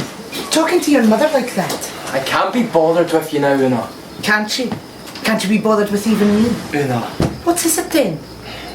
Women don't understand anything. What? What is it I don't understand? That you're a big man now. I understand that. Let me tell you something. It's a lot easier being a big man on a little boat than it is raising a child on your own or working with land that wants to give you nothing in return. Like she did. Like my father did. It's a lot easier for a great big babby to be a hero than it is to be a man like that. She slapped my face. She lost her man. She lost Kirsty. She spent 4 days watching Kirsty die. She nearly died herself. And then you disappeared and she ate her heart out. Every day, every night. And then a man comes and tells her that her husband's dead and he wants to marry her. And then you come home acting like the laird of somewhere or other. Of course she slapped your face. I'd have slapped a lot more than your face. You're supposed to be so smart. You're supposed to be the smartest boy in the village. Why are you such an idiot? She's my mother. She's got no business entertaining offers from men from Helmsdale. She's a woman. Does that mean she's to throw herself at the first thing in trousers? You're right. Women are fools. We're fools when we live for men who can't see their nose in front of their faces. She doesn't want to marry the man from Helmsdale. She never did. She wants you to have a good, rich, comfortable life. That's all she ever wanted. And you damn her eyes for it. When she cares nothing for herself and what she wants. Everything's always been for you. And you talk about her like that. What business is it of yours anyway, Una? I don't know. I don't understand anything either. My father's dead! Do you understand that? My father's dead! I can hear you. So, what did you bring me from Stornoway then? I told you. 2 white linen hankies and a red ribbon. Oh yes, you said. Will I like them? That was the general idea. Are you sorry? Yes, I'm sorry. Will you say so? I just did. Oh, not to me, you great fool. What was that for? I was hoping you might turn into a prince. But no, you're still a frog. A grumpy old frog. What do you think you're doing? Is this the kind of thing you did in Stornoway? Not telling you. You don't have to. Get off. Why did you kiss me then? Why, to confuse and irritate you, of course. Oh, you think so? Well, that was better. At least you learned something from those girls in Stornoway. Come on. There's a Cayley at Angus Guns I'm hearing. No, Finn, you go this way and I'll go to the Cayley. Una, why? You've things to attend to at home. First things first. Perhaps I'll see you later though, when you're done.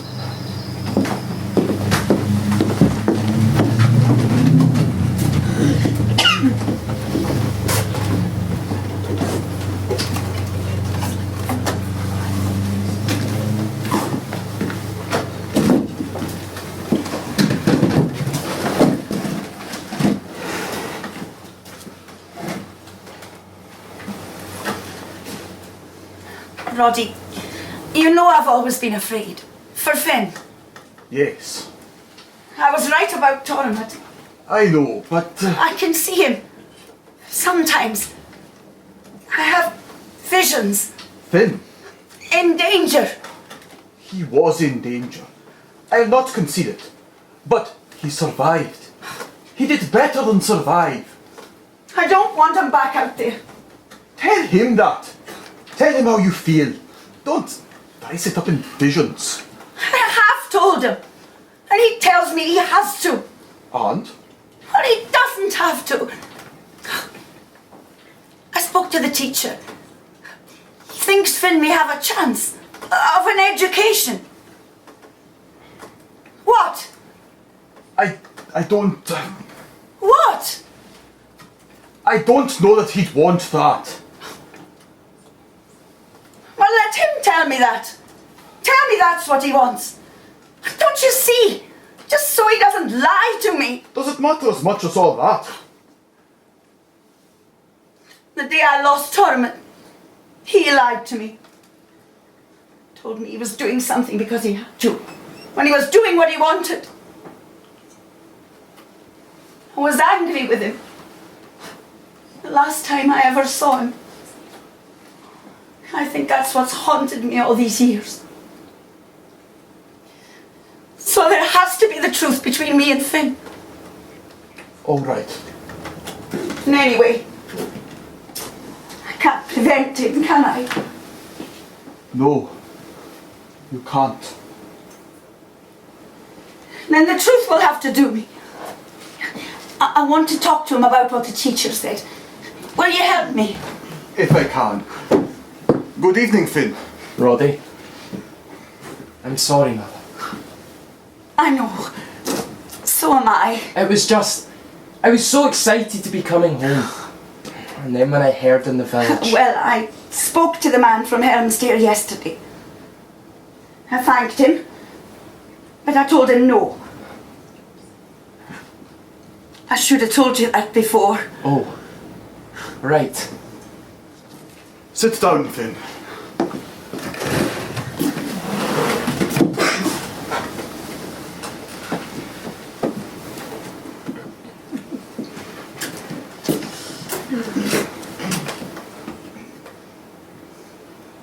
How did you get along, the two of you? Fine. Not too bad. The fishing had its ups and downs. Was he useful to you? Of course he was, weren't you? I'm glad. You got on fine then? Yes, overall I'd say fine. Wouldn't you say? Yes, I think so. I've heard some things. There have been stories about you two. Yes, I've heard them too. They're only stories. Don't suppose there's much to be learned from stories. We've already discussed it. Mother and me. the cliff and all that. Good, good. We did find ourselves in some difficulty at one point. Difficulty? At one point? What would you call it, Finn? Difficulty. Difficulty. Drink your soup. Yes, thank you. It's very good. It makes a change for us. We all had to share the one biscuit at one point. And was this the same point of difficulty? No, that was another. That was later. Of Uist. Uist? I think it was off Uist. I think so.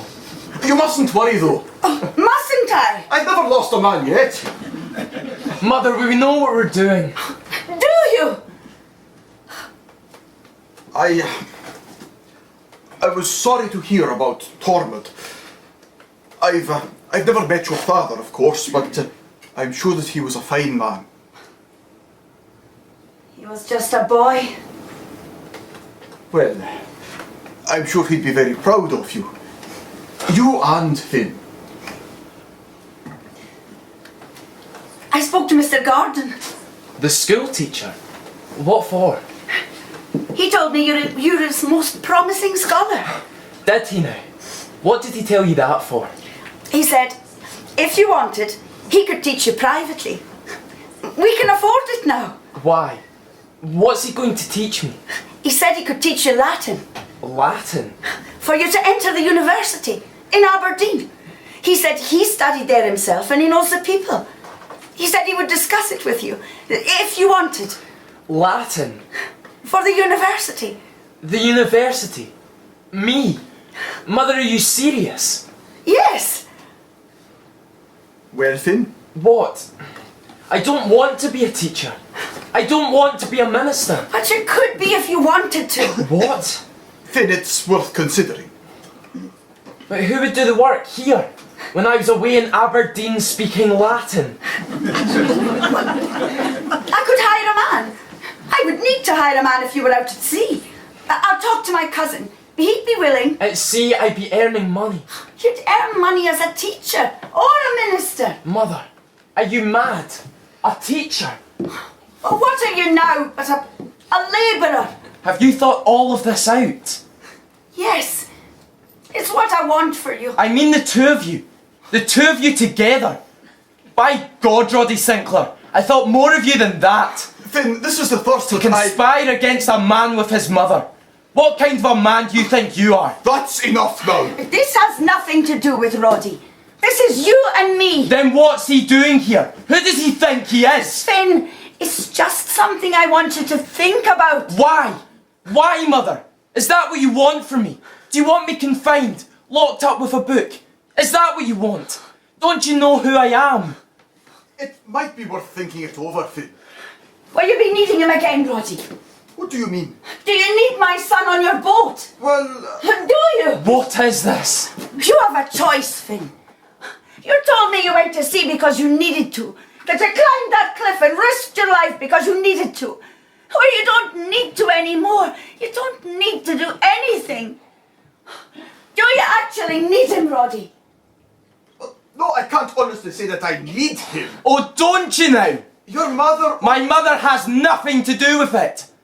You're a very capable sailor, Finn. Capable? I saved your life. Finn... I'm my own man, Roddy. If you're so petty and jealous that you don't want me around with you, then for God's sake be a man and tell me so yourself. Don't get my mother to do it for you. Finn... I know what you want, Roddy. I know what you've always wanted. I know why you always take her side. I can read your mind. My father's dead, isn't he? So there's nothing to stop you.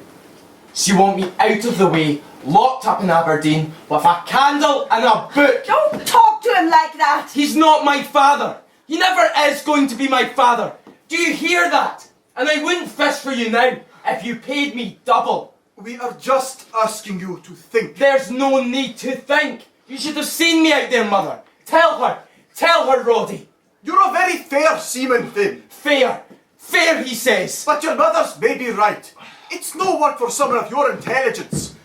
Or your bad temper. My bad temper? Do you want to see my bad temper? Be careful, Finn. Be careful. Be careful of what? You coward. If I'd been careful, we would both be dead by now. You with your stupid navigation, with your maps and compass. You don't want me around because I'm twice the sailor that you will ever be. Finn! You don't tell me what to do. Not anymore. You're upset, so I can forgive you. But I'm not here to insult your mother. Hypocrites. The pair of you. Why don't you just come out and say it for once in your lives? They all know about the two of you. Always talking and staring and mooning at each other. They laugh at you. Everyone. They laugh at me. And I'll not have it.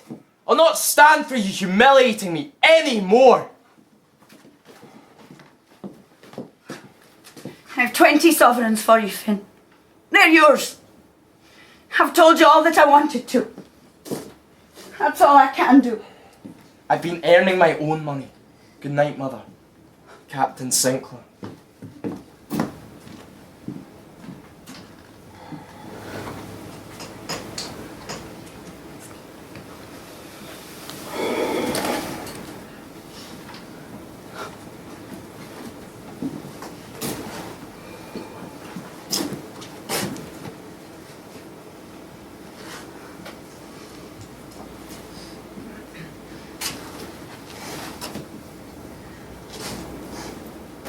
He understands now.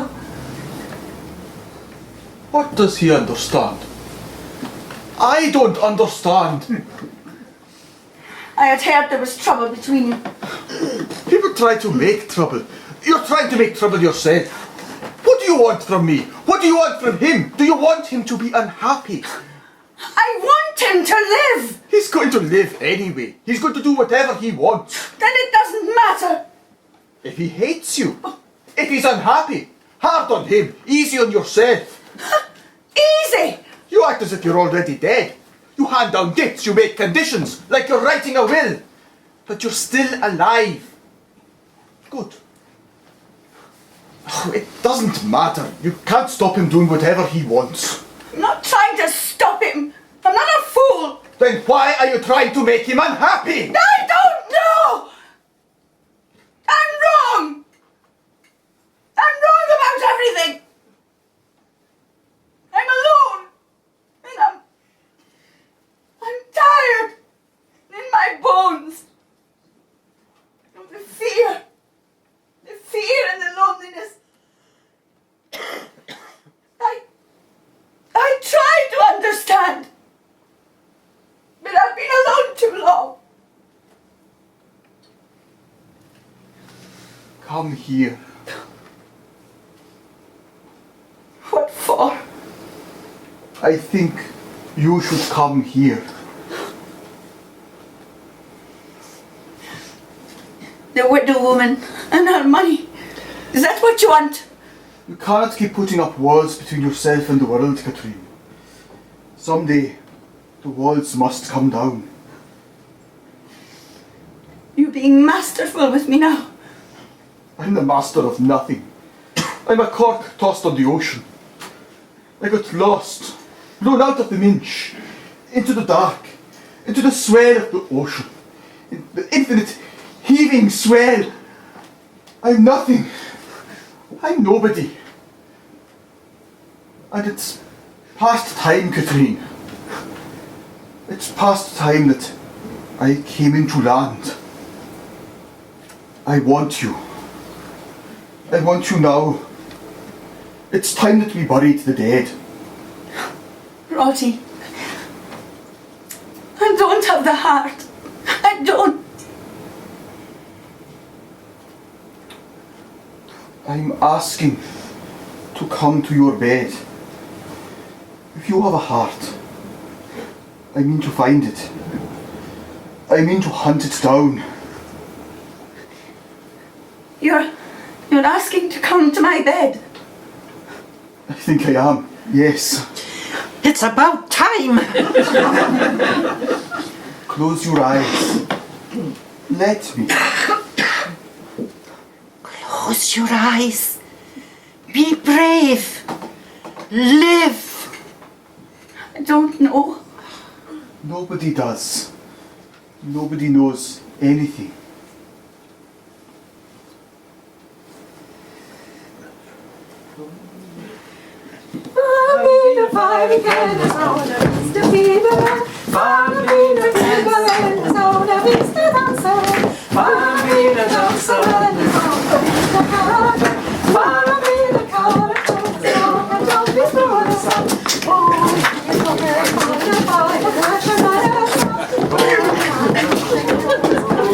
The sea is our salvation. Our worldly salvation. It will be the only salvation you young devils will ever know unless you mend your ways. Will it last, you think? The fishing? Will it last?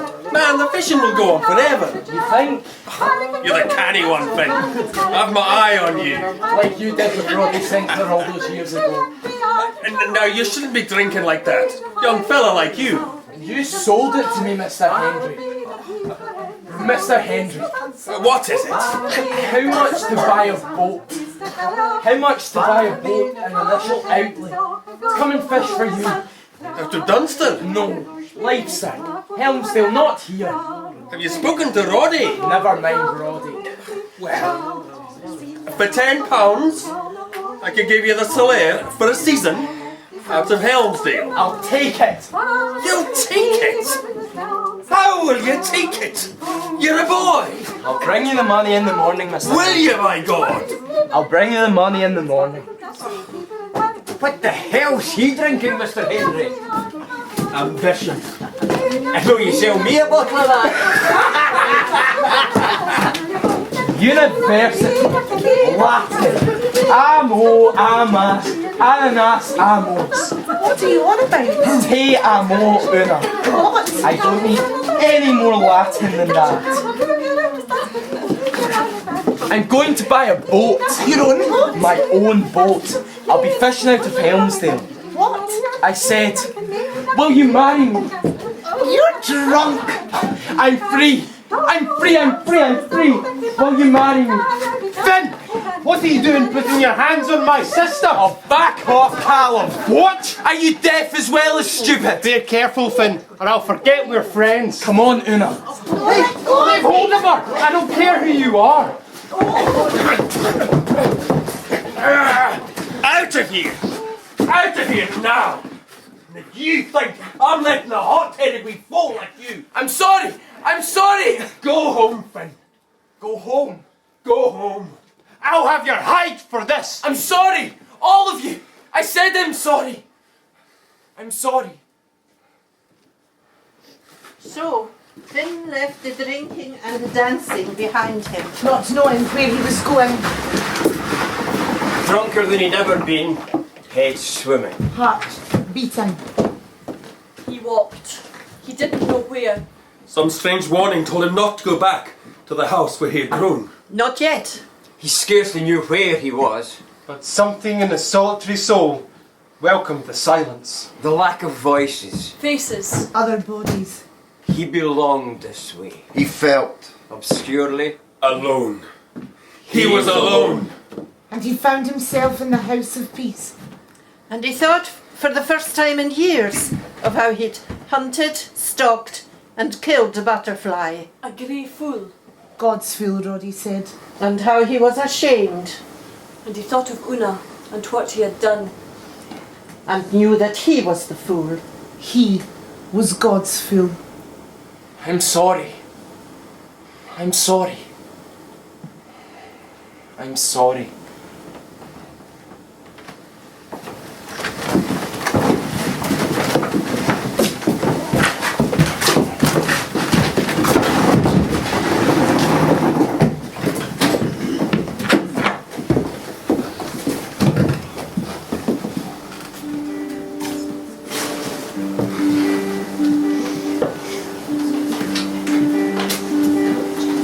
Finn will be here soon. Yes. I'll talk to him. Will you talk to the minister? Yes, I'll arrange things if you want. Yes, please. Are you Are you happy, Katrine? Let's not talk of such things, shall we? Are you finished? Yes, yes, thank you. I'll be going. I'll see you. At the wedding. You'll see me at the wedding. Yes, yes, I'll see you there. I'll be wearing Kirsty's shawl. All right. Oh, will you see if Dougal will play for us? Yes, yes, I'm sure he will. So you'll be wearing my shawl, will you? Didn't think you'd mind. And are you moving into his place? Yes, Have you told him that? plenty time. Finn can live here. It's all arranged then. It will be. So, you won't be needing me anymore. I'll be in Roddy's house. It was not the house that has kept me here.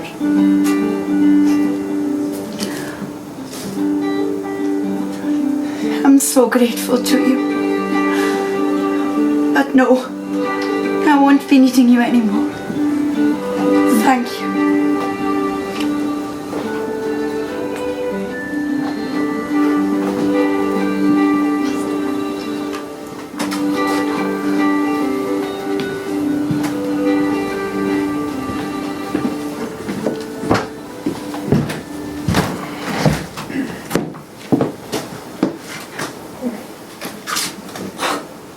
Look at the state of you. I've finished with breakfast. There's oat cakes in the jar. Some milk? Yes, please.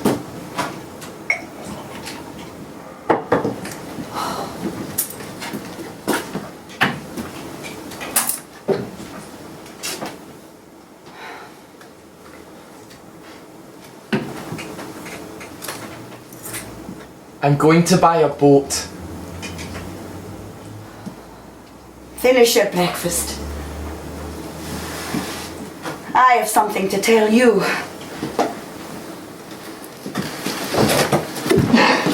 The wedding of Roddy and Katrine was going to be exceptionally popular. Preparations began immediately. Roddy Sinclair was looked on as a leader of the fishermen.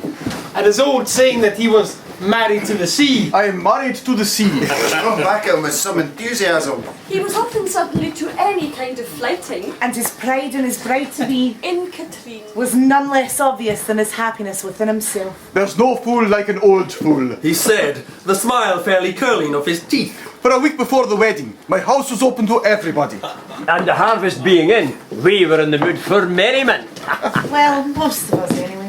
They brought presents of dressed fowl, butter, cheese, eggs, bannocks, and plenty else besides. Mr. Hendry sent 20 bottles of his special. And old One the smuggler brought a 2-gallon cask of rum. God knows where that came from. This is going to be a proper wedding. How do you mean, Mr. Hendry? A wedding is a thing for everyone.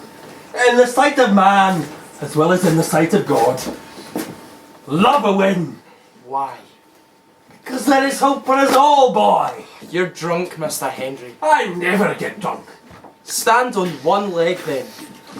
I can stand on one leg if I want to. Let's see you then. I don't want to. Yes. Yes, you do. Yes. Yes, I do. Oh! I've £10 for you, Mr. Hendry. For the Solaire. I'll be needing a bill of sale. But now, Yes, please. I'm to pick her up in Helmsdale on Friday. you're not staying for your mother's wedding. Man, what's wrong between you? Nothing. All right. All right. Finn, come and see. Come and see the look on your mother's face. What's wrong with you? I don't know. Look at them. Look how happy they are. I thought they were old. What? I thought they were old and done with doing such things. Oh, Finn, right now you're the oldest man I know. There now. Are you sure? Aye.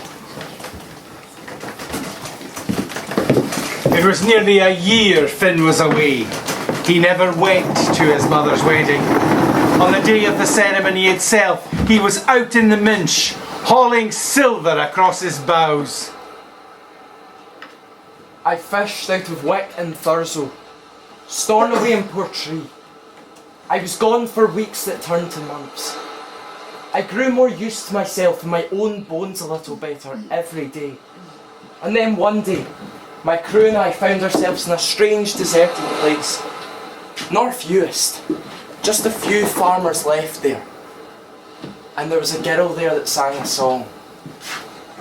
Well, it was a song that broke my heart.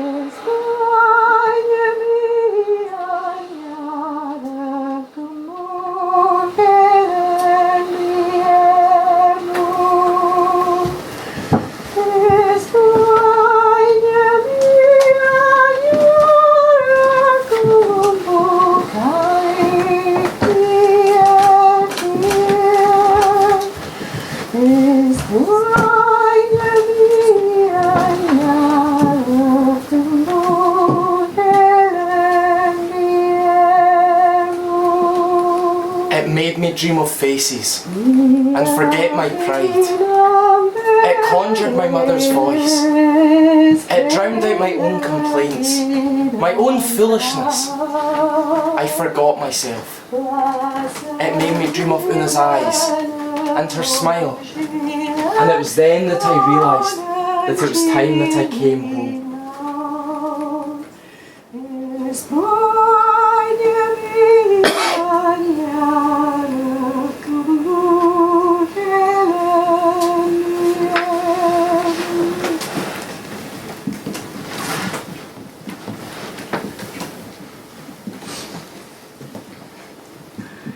How do you expect him to sleep with you never leaving him be? They have to learn to sleep. I've done this before, you know. Didn't you enjoy it? I'm enjoying it. I don't know why I didn't do it before. You're a soft, stupid man. I enjoy that too. Where is he now, do you think? He'll be out west. It will be the season here soon. I know. We must accept that life isn't only for pleasure. You're not a child, Roddy. I accept it. I accept the possibility that you or my son may be lost or hurt. I accept it. I know. I don't have to like it, even if I have to suffer it. Will you cling to your suffering forever? It clings to me, Roddy, like wet clothes.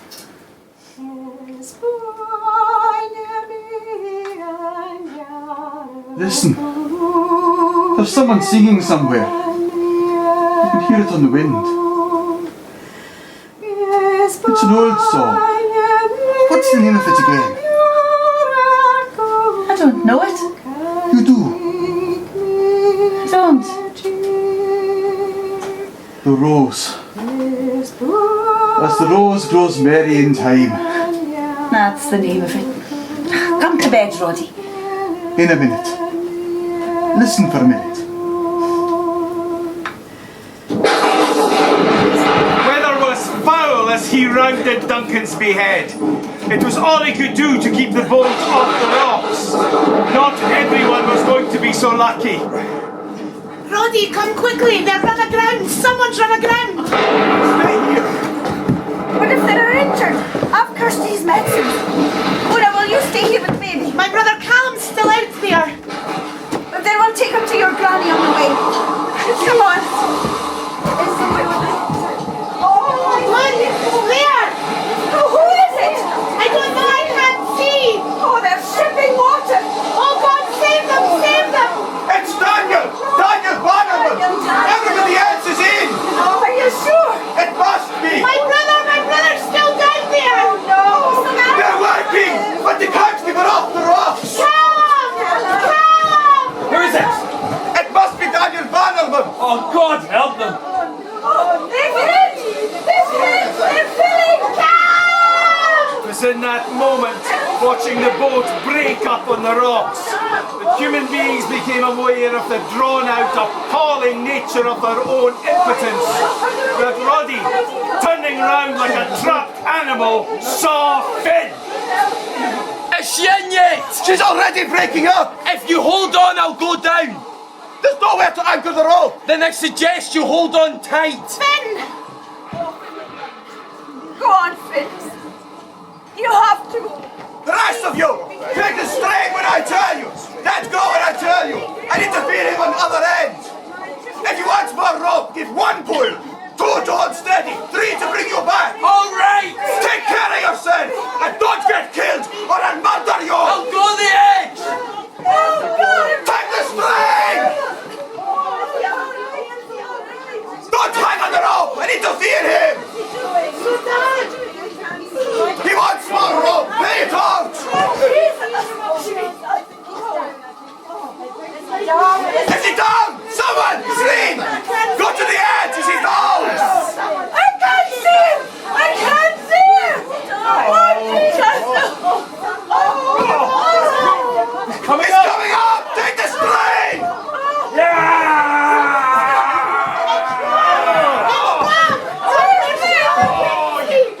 Careful! Then say send down another rope. It's Callum. He's hurt. Where's Daniel? Where's Tom? Gone. They're both gone. Can you anchor me? You okay? You got it! Easy! Easy! Careful, Roddy! Easy, Roddy!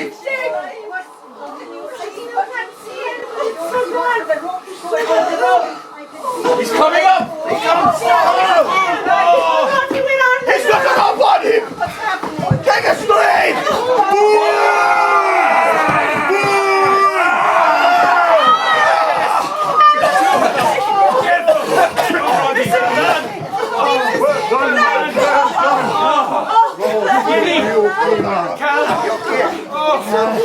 Come on!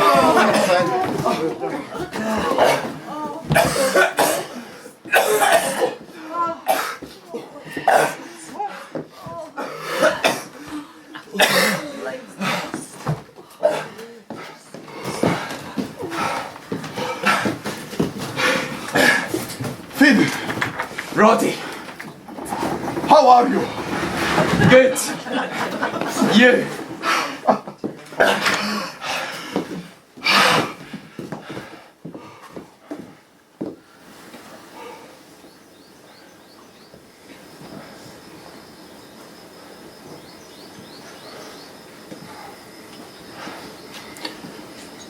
It's a fine day. Yes. How was Stornoway? All right. They still talk about that pub you wrecked. Did you bring me a present? There's my boy. Here he is.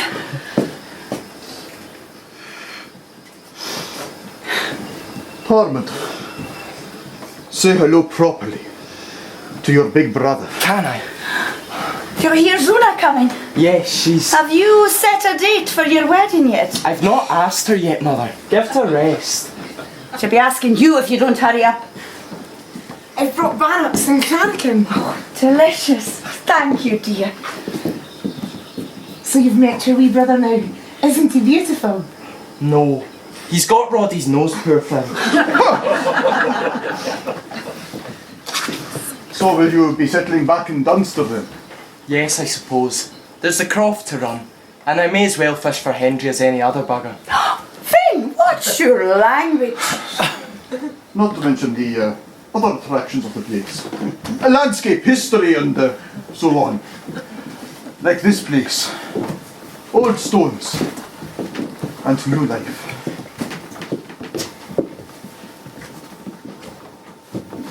Tormund, do you see that there? It's a butterfly. Mummy calls it a greyfool. Daddy calls it a god's fool. But I tell you now, we're all fools.